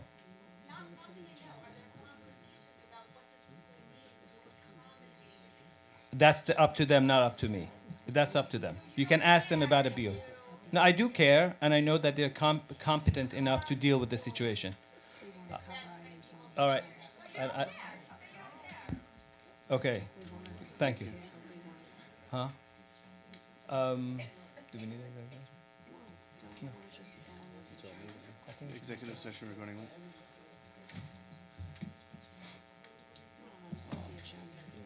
No, I think we should just vote. I think we could. Can I just address one item, and I'll be less than 3 minutes? We are not asking any relief with respect to parking. Period. We provide more parking than is required under the code. Let me repeat that. Our 7 stalls are more parking than is required under the code. We are not asking any relief of this board for parking. Okay, thank you. All right. With that said, does the board have any other questions? No. Any questions? Okay. Mayor, my office has prepared a number of resolutions in connection with this project. One of the resolutions being a resolution to declare no significant adverse impacts associated with an application for certain approvals at 523 Middle Neck Road pursuant to SECRA. I would note that there are a number of whereas recitals which provide a history of the application thus far. I will forego reading those for the sake of everyone's sanity. We could incorporate them into the record. That being said, I will read the resolve clauses, and they are as follows. Now therefore be it resolved by the Board of Trustees of the Village of Great Neck that the Board desires to and hereby does declare itself lead agency pursuant to SECRA. Now therefore be it further resolved by the Board of Trustees of the Village of Great Neck as follows. This Board, with the expert assistance and advice of the Building Department, has taken a hard look and review of the application, associated materials, EAF Part 2, dated August 6, 2019, the comments and concerns of the public, the comments and concerns of the involved or interested agencies, the comments and concerns of the Nassau County Planning Commission, and all relevant additional information in determining the significance of the proposed action and any potential environmental impacts in strict compliance with SECRA and 6 NYCRR Part 617. And this Board has reviewed the potential relevant areas of environmental concern to determine if the proposed action may have a significant adverse impact on the environment, including the criteria identified in 6 NYCRR 617.7, and ground and surface water will be managed by a drainage system on site. And the applicant's traffic and parking analysis indicates that the proposed action is not anticipated to have any impact on the level of service on the surrounding roadway network, and that in the engineering firm's professional opinion, the granting of the application will not create traffic congestion or undue on-street parking in the area surrounding the subject site. And the proposed action does not present a substantial adverse change to the existing air quality, ground or surface quality or quantity, traffic or noise levels, a substantial increase in solid waste production, a substantial increase in potential for erosion, flooding, leaching, or draining problems. The proposed action does not present the potential for removal or destruction of large quantities of vegetation or fauna, substantial interference with the movement of any resident or migratory fish or wildlife species, impacts on the significant habitat area, substantial adverse impacts on a threatened or endangered species of animal or plant, or the habitat of such a species, or other significant adverse impacts to natural resources, and the proposed action does not present the potential to impair the environmental characteristics of a critical environmental area as designated pursuant to 6 NYCRR 617.14G. The proposed mixed use is a contemplated use within the Business A zone, and as such is not materially is not a material conflict with the community's current plan. The entire property is improved with commercial structure and contains no historical, archaeological, architectural, or aesthetic resources which will be impaired. Though the proposed action may result in an increase in energy, it does not present a substantial burden on the environment. The proposed action does not present a risk of resulting in any hazard to health of humans. The proposed action will result in a change in intensity of use of this specific property. However, said intensity will be parallel to the use intensity of several other properties along Middle Neck Road. The commercial portions of the proposed action may attract large numbers of people. However, the current use and possible alternative as of right uses share the same potential to attract large numbers of people. Moreover, the Business A zone inherently contemplates attraction of large number of people to businesses within the district. Now, therefore, be it resolved by the Board of Trustees of the Village of Great Neck that the impact that may be reasonably expected to result from the proposed action have been compared against the criteria of 6 NYCRR Part 617.7 C1I through XII 12. The proposed action is an unlisted action. The proposed action presents no likely significant and adverse impacts to the environment, and as such, no further environmental impact study pursuant to SECRA is required. And the Board of Trustees hereby adopts a negative declaration of environmental significance for the proposed action. that no further environmental assessment review pursuant to SECRA is required with respect to the proposed action, that the mayor is authorized to execute the draft Part 3 EAF, and that the appropriate village representatives are hereby authorized and directed to take any further action necessary to comply with any remaining ministerial actions required pursuant to SECRA. I know that was a lengthy resolution, Mayor, but that being said, is there a motion to adopt the foregoing resolution? So moved. Moved by trustee Sobel, seconded by trustee Hope. All in favor? Aye. Any opposed? Hearing none, the motion carries. The next resolution is a resolution granting certain approvals at 523 to 531 Middle Neck Road. Again, there are a number of whereas clauses, and I'm going to forego them, and they will be added to the record. Thank you. For the resolved clauses. Now therefore be it resolved by the Board of Trustees of the Village of Great Neck as follows. This board has considered the applicant's requested proposed action and further considered the associated incentive request pursuant to Village Code Section 575-136.1 and Article 31 of Chapter 575, and hereby grants the requested incentives of permissions to build the contemplated building to include a third floor, height of 36 feet, building area of 84% of the total lot area, rear yard setback of 4 feet, all in connection with the proposed action. This board hereby determines that a suitable community benefit or amenity alone is not immediately feasible or is impractical, and as such hereby observes the processes contained in Village Code Section 570 or Chapter 575 280 C1 and 2. This board hereby accepts the incentive valuation of Cushman and Wakefield, which shows a residual value of $465,069.00, and based upon same hereby determines that a fee in lieu of such community benefit or amenity in the amount of $69,760.35 would be appropriate for the proposed action. This board further finds that the applicant's planned improvements to the subject property as listed in the community benefits list constitutes tangible benefits and amenities to the community and hereby accepts same.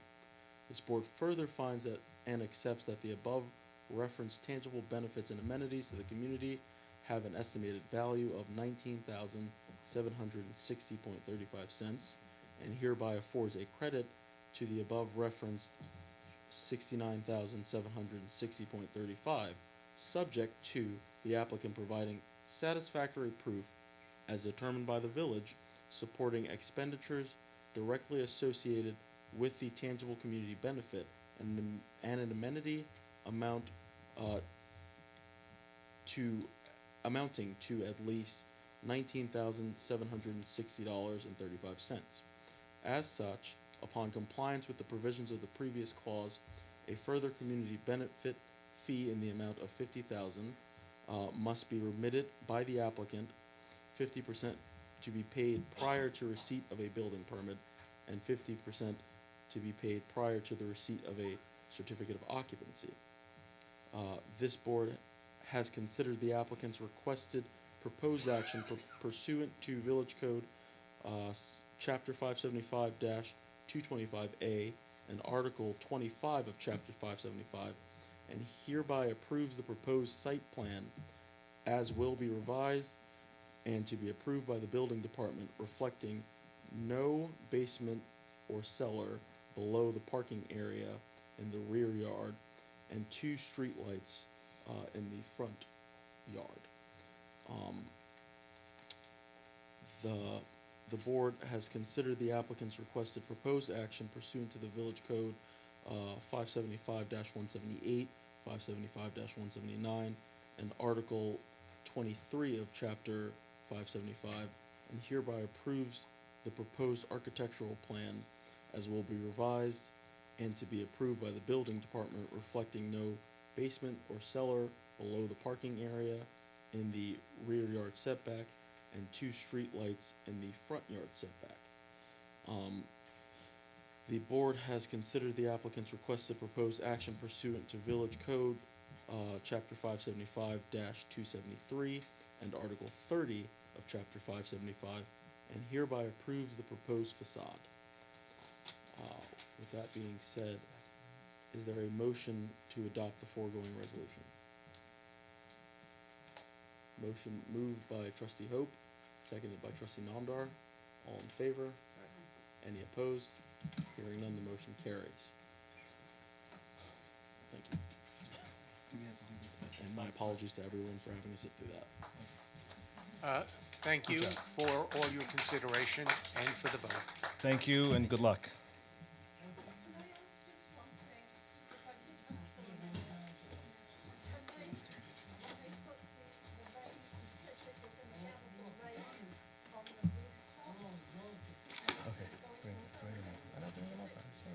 She's asking her.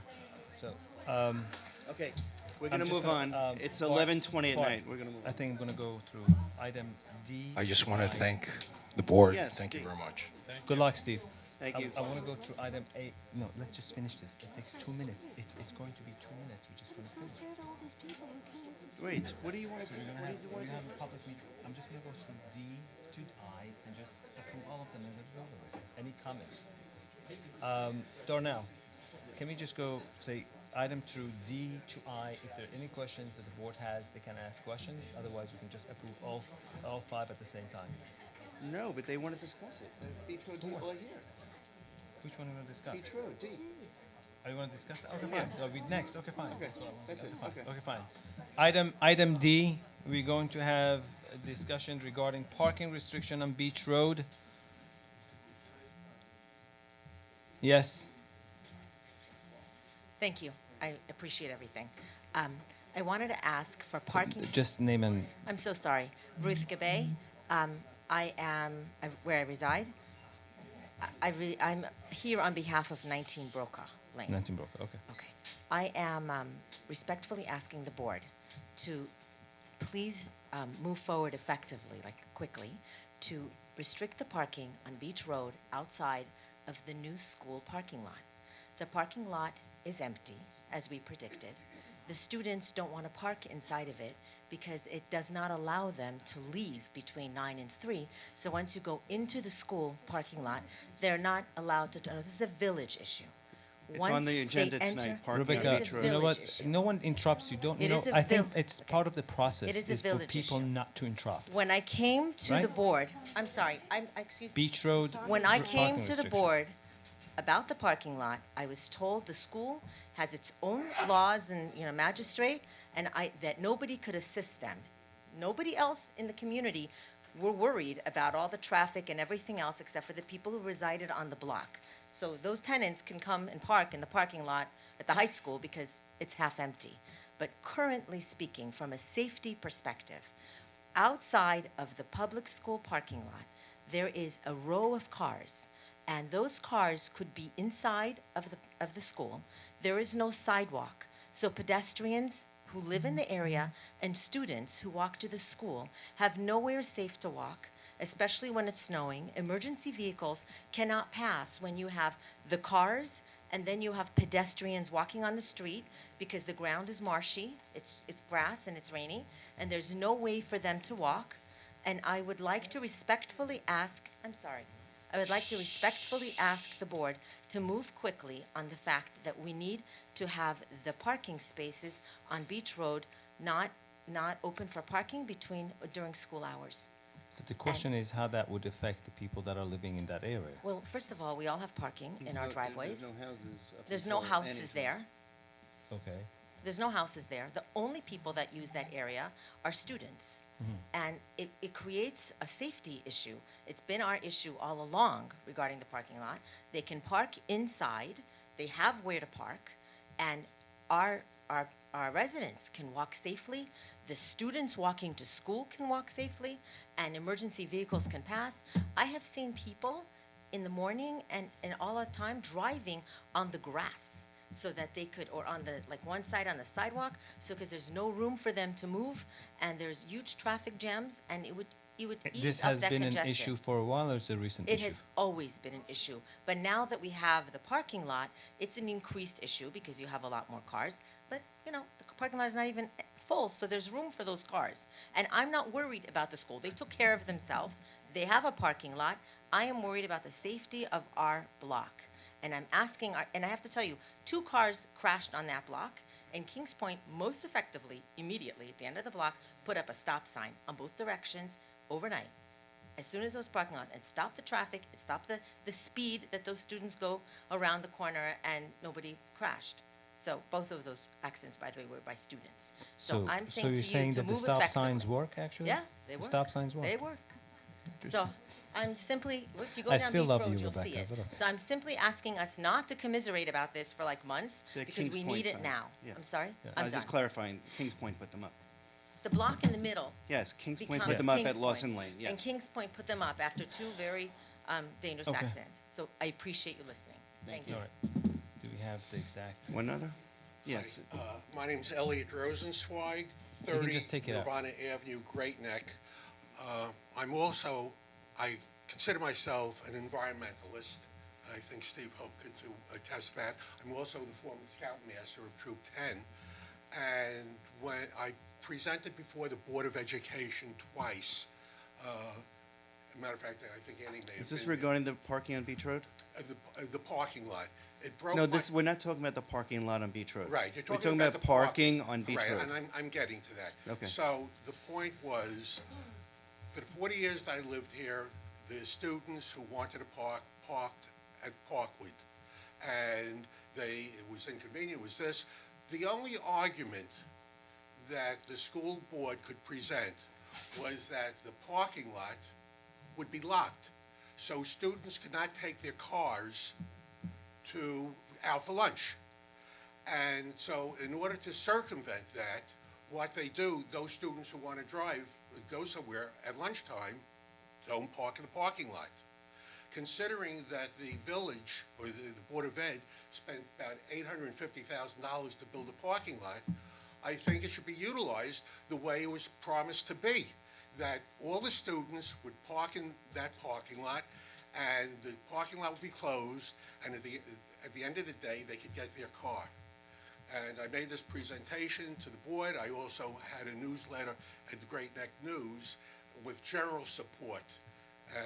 But now you see this line of cars. So you're talking about from Polo and Beach to what is now the end of the parking lot.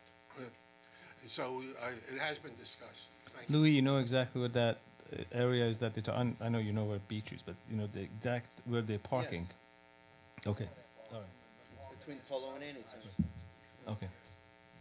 All right. I graduated grade and going to 1982. We were parking there, and we were parking on Polo Road in front of the high school. We were also parking on Nirvana. We were also parking on Broco when I was going to school. In a BOE meeting, I'm just making I will tell you that in a BOE meeting, many parents got up and advocated for the parking lot because they said that their children park in CVS and they park at the post office and that they park all over the district because they have no room to park. So perhaps the residents of that block will have where to park because the students should really be in the parking lot.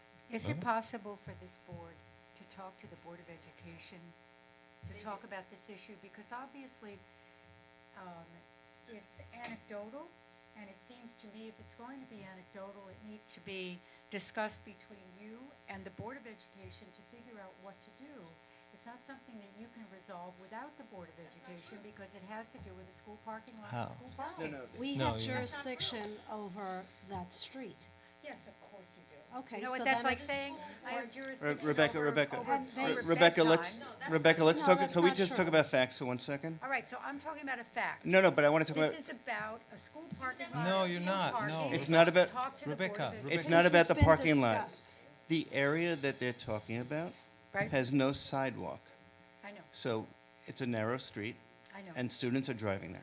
When, excuse me, when vehicles park on the south side of Beach Road, and students are then walking in the middle of Beach Road while other students are driving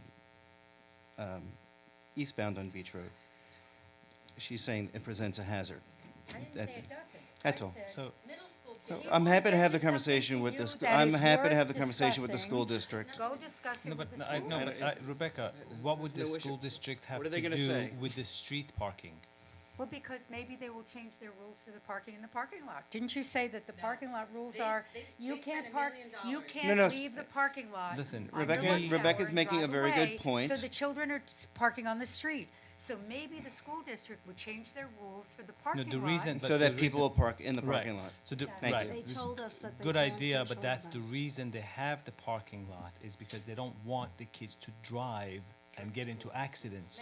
So That's discuss it with why them. they have a locked parking. Right, I got it, but I'm So saying. then, but maybe hold on, let there's me a just finish. third Let me just way. finish. Talk to them. If that would be the case, then it negates the entire reason why they built that the parking lot. It's not the They reason built the it. parking lot. The reason for the parking lot was, all right, I was told that they want to make sure that the kids don't go out driving because it During can lunch. increase during lunch, because it can possibly increase accidents, and they didn't want the kids to have that. So if they're going to now open the parking lot, it means that they spend $1 million Gotcha. to protect the kids, and we say, you know what, open it anyway. Okay, so how about if the school district were to say to students, if you don't park in the parking lot because you don't want to, you want to be able to drive around at lunch hour, you go to Parkwood. You park in Parkwood, you don't They park can on say the that, street. but you know, Then you're all in agreement. About parking on Middleham Road and congestion You're all in and agreement. nobody cares about the residents, the middle school kids and the high school kids that are pedestrians. I got you. Okay. I'm with you. Understand this. There's one more, Hours and people but talk there's, about traffic and nobody cares a block away. Okay. I don't get it. okay, I don't So think this everything is. you've suggested has been discussed at BOE meetings.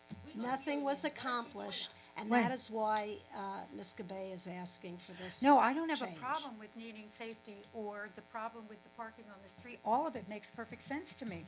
My problem is that I can't understand how this municipality all by itself can solve the problem without the cooperation of the school district. But listen, many, you see, you have to understand that We can't do anything school, without anybody, the right, school, the school, Yes, you listen, Rebecca, do you think the school came to us and asked us about the parking lot? No. No. Right. So did you ask them why they didn't come to us to ask for a parking, to ask us about our opinion? Did you ask them? I have for 2 years. No, wait, I'm asking, sorry. I was a Rebecca, UPC Rebecca, chairperson for 12 years. Rebecca. Please keep the Do me a conversation- favor here. Just answer me that question. I know everyone's going around saying, have you spoken to this group? Have you spoken to that group? Only Has ju- only address anyone us. else spoken to us? Have you asked the BOE to speak to us? What's the VOE? Oh, the The BOE. BOE. Oh, the BOE. Have you?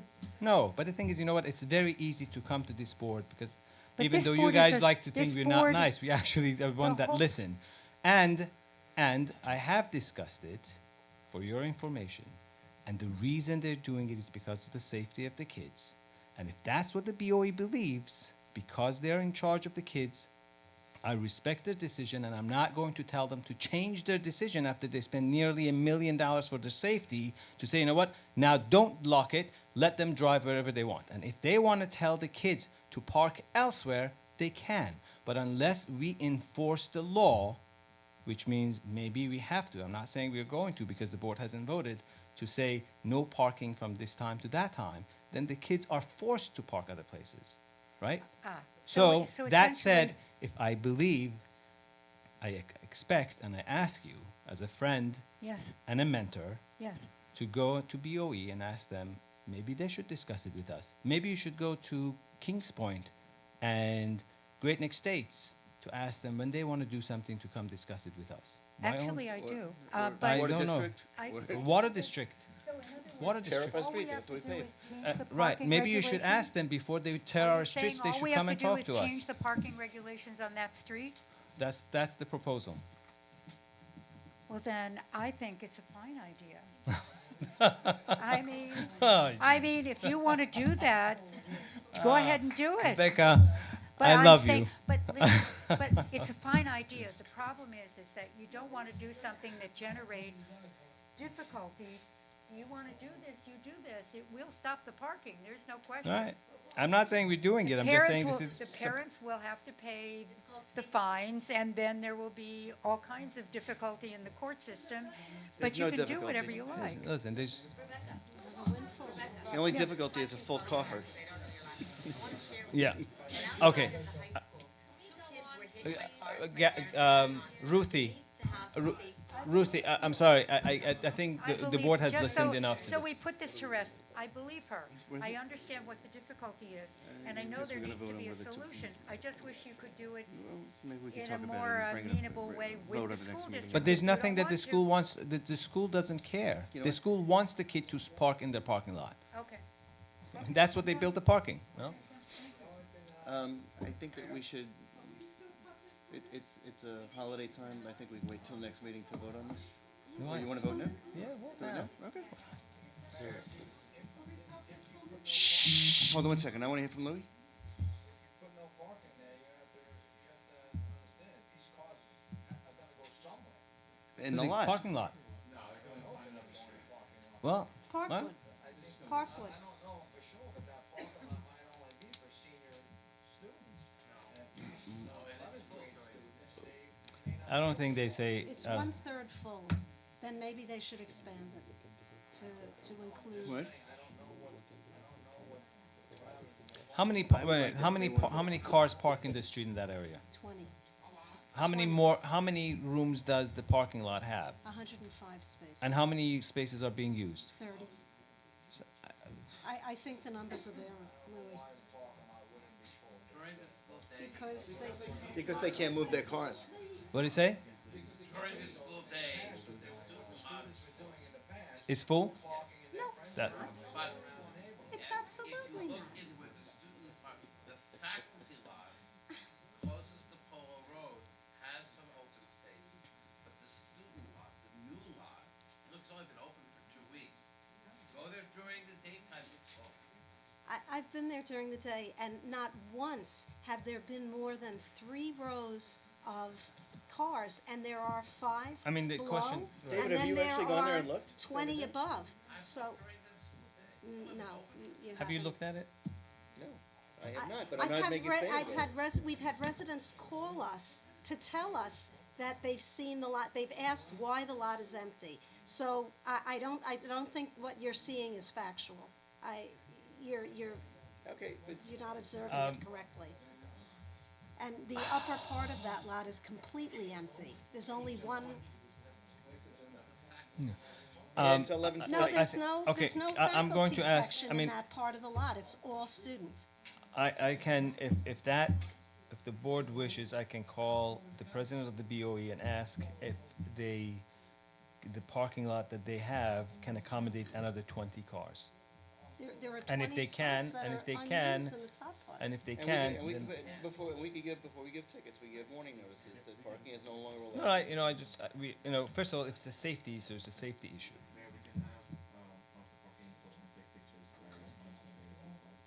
From the parking lot. Yeah. Good enough. And I'd then like a okay, little more information too. We could wait one more meeting. yeah, okay, so we can do that. There are a lot of beach roaders here. I think if you just, really, if you You just can raise ask, that up. forget it. If you just do the study, I mean, I know from, again, anecdotal land that it looks kind of empty, but just, it has only been open really just a couple No, of but I weeks. think we can ask them. If they Right, can. ask them, and if it's true, And I we mean, can then take it makes pictures also. sense. Okay, that's fine. Absolutely. All right. The reason they're locked at lunch was the bad accident that happened at South. When kids have 40 minutes and they're trying to get to Marathon or something to McDonald's and come back, so then they speed, and that's when the accidents Okay. happen. All right, thanks. All right, so this we're going to do some studies, some pictures, and I speak to the BOE and make sure that there is enough parking. And I hope that they have enough parking. If there is a safety issue, that has to be remedied.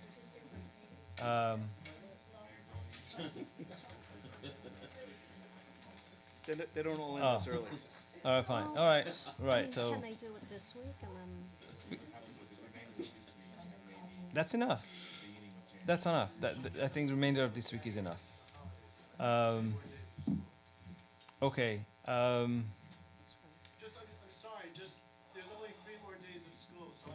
So we do it in the next 3 days. Yeah, listen, we have this week left, right? Tomorrow is Wednesday, Thursday, and Friday. Good enough. Next item on the agenda is request to return $66,000 aid that was sent to the village. Every village in the Nassau County gets a percentage of the sales tax that gets collected. And every year there is a certain amount that comes to different villages. Over the past few years, we are getting about $72,000 every year that comes in sometime late spring, early summer. In June, we received $62,159 as aid to the village.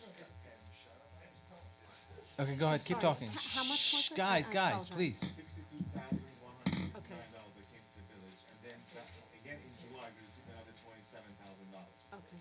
Now, because they vary from year to year, we assume that both of them are aid to the village. However, last week I received the email from auditing unit of the Nassau County Controller's Office that they are asking to return the $62,159 that was actually supposed to go to Garden City.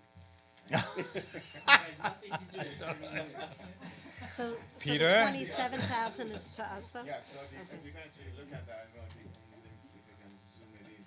You could see that the Great Neck should get $27,755. I think maybe we should just switch next year. We're giving yours back. Just across, you could see Garden City gets $62,159. So when they coded in the bank by mistake, they gave us Garden City and they gave us Great Neck. I'm glad they didn't give us the Mill Neck. Yeah. That's If they gave us Hempstead, that would be $150,000. right, but Hempstead is very different than Mill Neck. Middle Neck. Yeah. Okay. So now they are requesting. Okay. I move to return it. No. Yeah. It's enough. Second. I'll second. Aye. All in favor? Aye. Okay. Opposed? Thank you. The next item on the agenda is ratification to install signs that was put by the DPW. I don't know if Louis wants to talk about it. Would you like to comment? All the signs that I put for the crosswalk signs up by the high school, and I added some no parking signs up by the high school. Do we They look need great. to add school speed zones or no? I did add one speed zone sign on Harrington. Okay. I mean, I would like to say that thank God, I don't want to jinx anything, that we haven't had, at least haven't heard of Don't say it. accidents. So. Okay, easement, Vote now to we have to ratify. vote on it, okay. Yeah, I'll move it. Second. Third. Seconded. All in favor? Aye. The next item on the agenda is easement on the 48 Piccadilly. Council will explain that. You're not reading that, are you? Touche. There is a previous easement recorded at Liber book 11668 and Go page now. You can summarize it. 499. Just tell them. Can you summarize it? And what the easement agreement here is re-recording against one of the properties which was not recorded against on the original easement. And so this is And it's being paid by the owner of that. any fees incurred by the village are being paid, defrayed by the owner of 48 Piccadilly. And So you're this getting is, an easement and they're paying for it. yes. Good. That's the short and We're not even sweet. getting an easement, it's just Yeah. Correction. Can we move it? Right, okay. Is there a motion to I move. approve the execution of the easement? Moved by Trustee Hope, seconded by Trustee Mendelson. All in favor? Aye. Any opposed? Hearing none, the motion carries. Okay, the appointment for the alternate member of the ARC, I have been asked by the new chair, Michael Maslin, to introduce and appoint Dr. Carl Abraham as a member of alternate for ARC. Would like to ask the board their opinion and I think it's a good. I believe he was part of ARC for a long time in the past, and I would like to get back on as an alternate. Anybody want to move it? All right, I'll Do we make need a to vote? motion to- Is there a Motion. motion? I'll make a Moved by motion. Trustee Mendelson, seconded by Trustee Hope. All in favor? Aye. Any opposed? Hearing none, the motion carries. Next item is request by some of the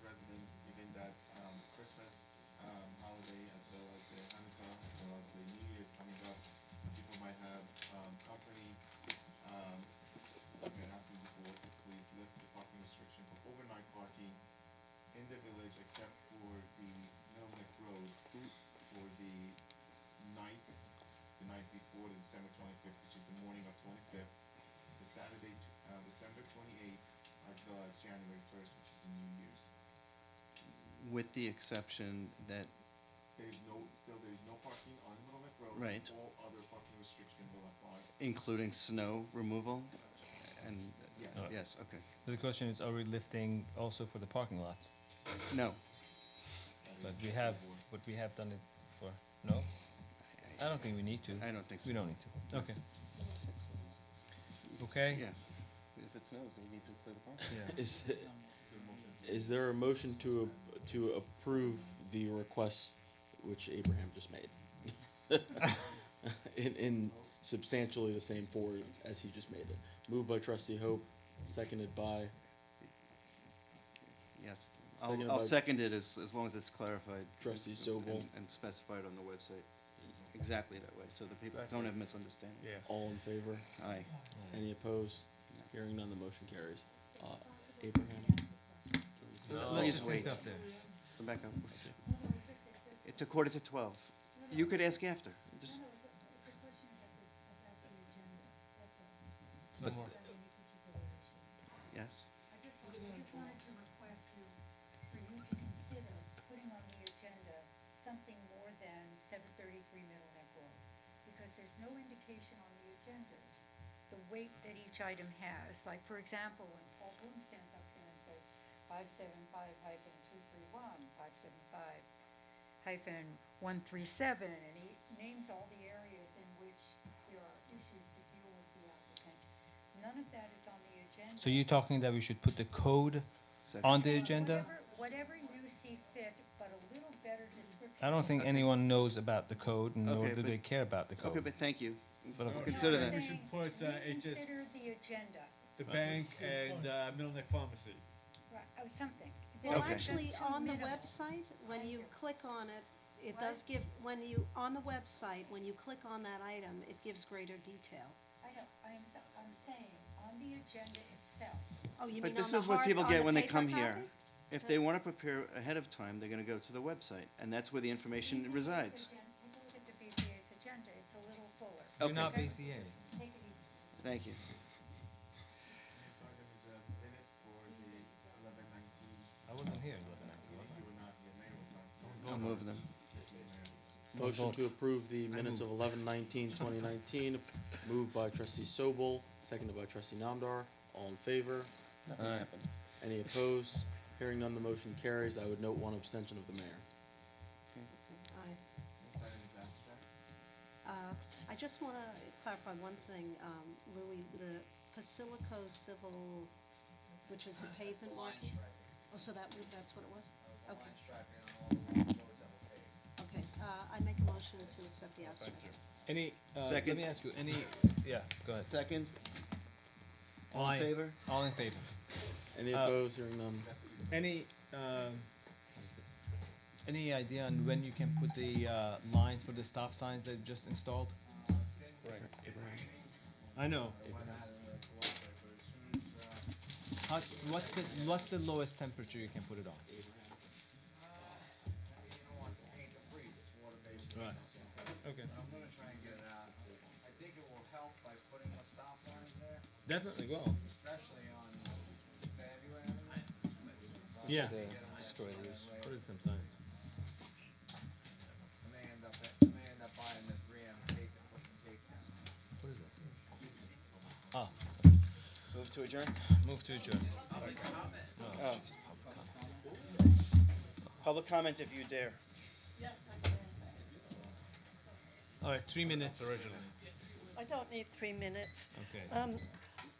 I just want to ask quickly, what's that beeping? Go ahead.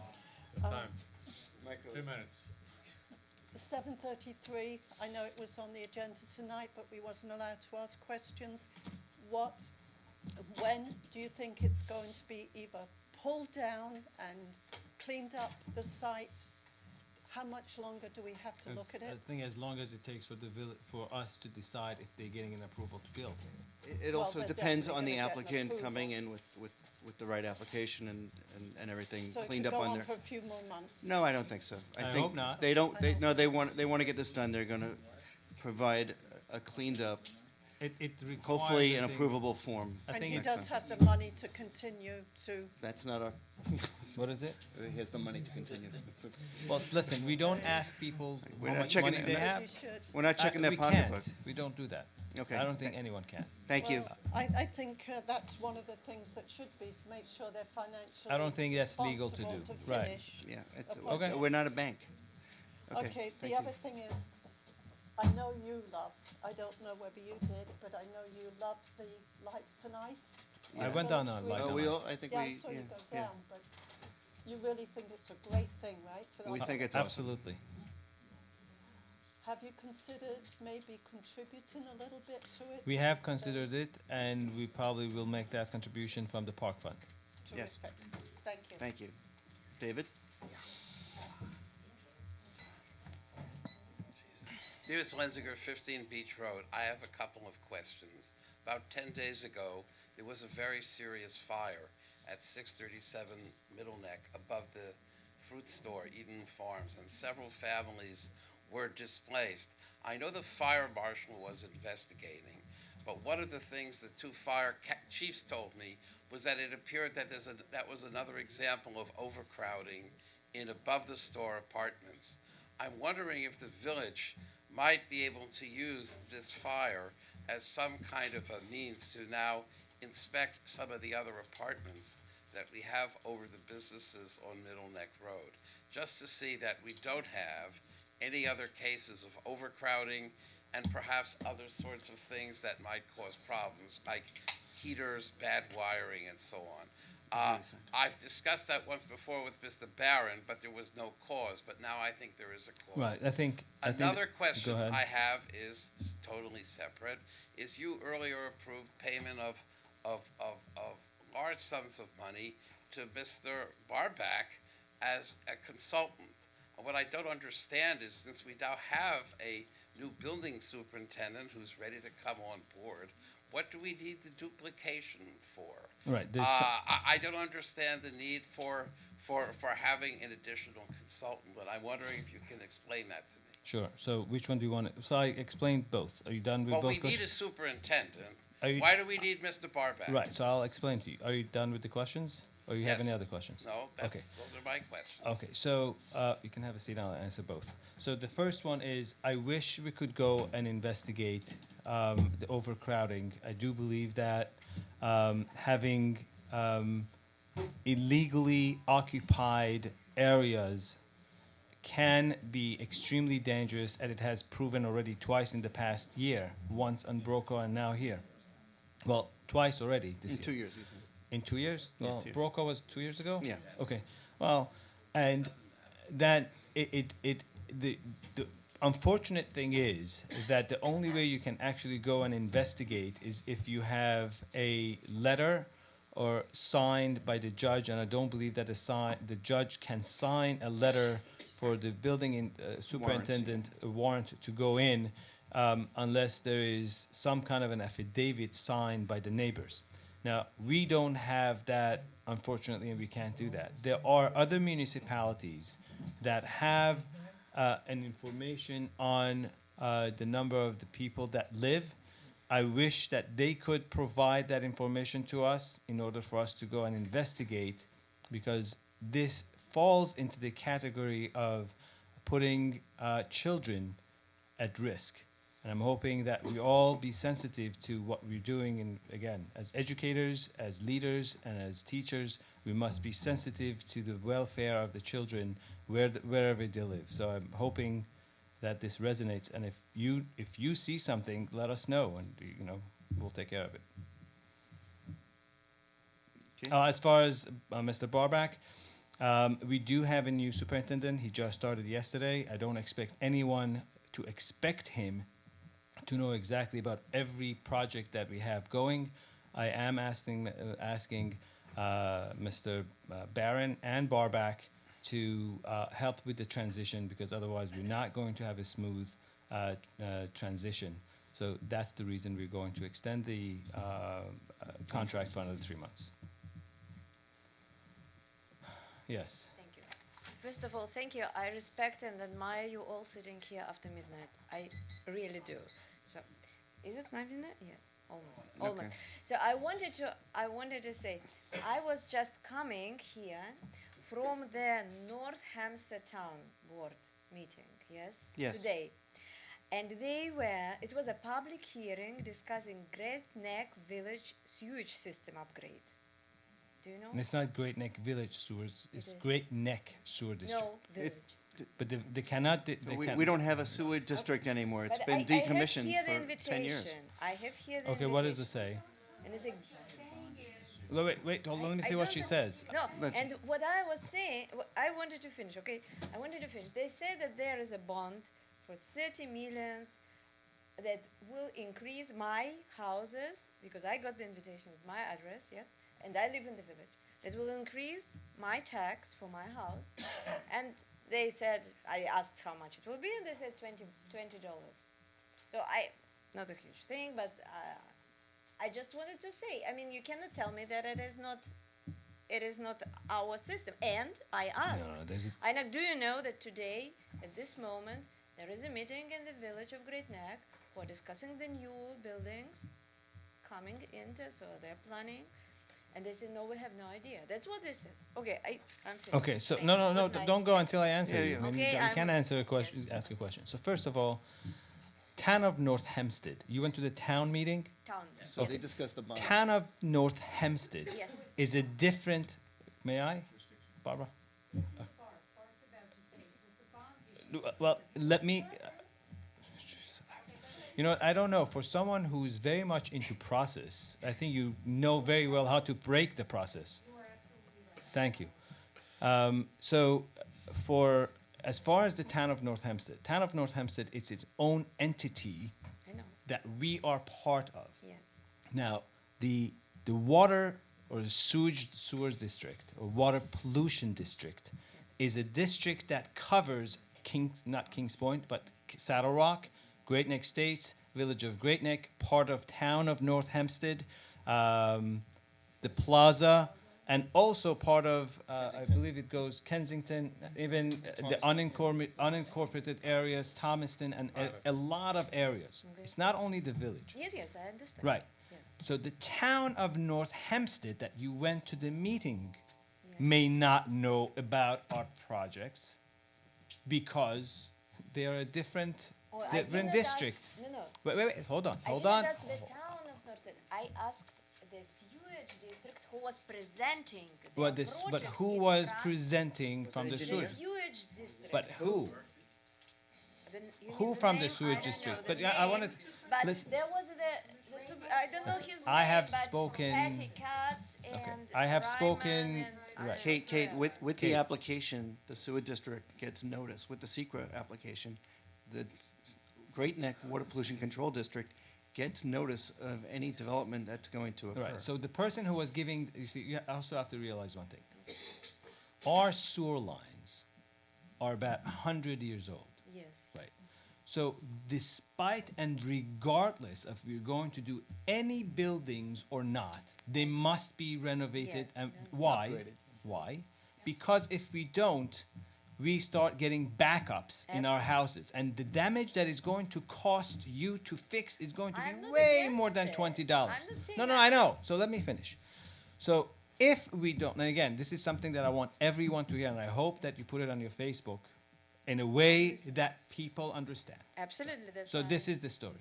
If we don't build anything, no developments, we are sitting here are going to be responsible to pay that amount, whatever that amount Upgrades, is, for the upgrade. And if we go ahead and allow these buildings to come in, they're going to take a significant portion of that millions of dollars because they're also now going to be new residents. Same thing exactly is going to happen with our upgrade of the water pipes that we all have seen 20% in the raise for our water increase in our water cost. You're saying they're not paying now? Who's not paying? Yes, The non-existing buildings are not The paying. non-existing buildings the aren't paying existing? because they And don't the- exist. But they will. They exist. No, they don't Public exist. No, no. You exist when you build. Right now, that building doesn't exist. But when you allow them to build and they start paying taxes, part of that taxes is going to subsidize your taxes, my taxes, and everyone who's sitting here. So the reason that we have to be more careful about saying no to a development is what effect is going to have if we have no development. Our sewer system can currently take a significantly more amount of sewage. It's at 60%. Right. What Capacity. we need, what they need to do is to upgrade the pipes. And they need to do that regardless.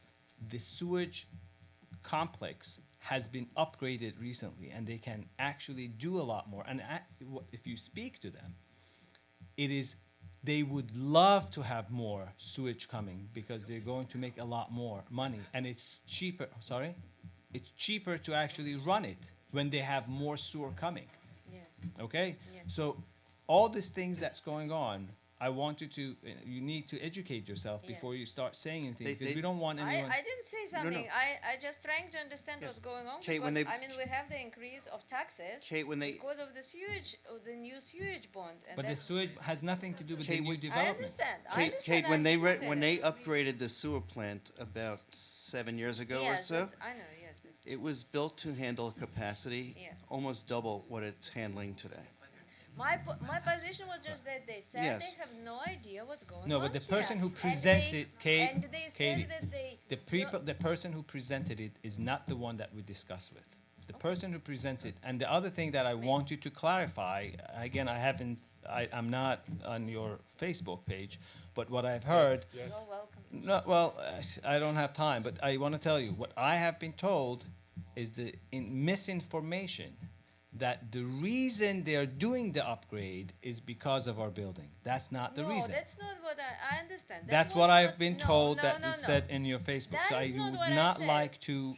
No, that is not true because what I posted is that this is not even includes the new developments. So No, the no, new then developments that's may another bring- mis- And that was exactly what I That's another got misinformation. confirmed today in this meeting because That's they said another they would have no misinformation. idea what is going on. Now listen, and the we would reason like them to come to us when- and to tell us what when they're they going do to the upgrade, they're taking all these developments into consideration. When we were thinking of doing the rezoning, and when the previous administration did the overlay zoning, they know very well what could come to the village. So when they're doing, and I'm sure they're very smart people, when they're going to do the engineering, they're going to use the right pipe size in order to be able to take enough sewage to the areas that they need to. So please clarify so people don't get misinformed. Okay, thank you. And tell them why you know so much about all this pollution. Because you were the commissioner. No, I was in the water, not a commissioner. I What was were in you? the water What- district. What was your title? I was the director of the water district, not there you not a water pollution. Uh, I don't deal with the Oh, I don't the deal with the water. waste. Okay. All right, move to adjourn. To adjourn. Second. Ah. Second, third.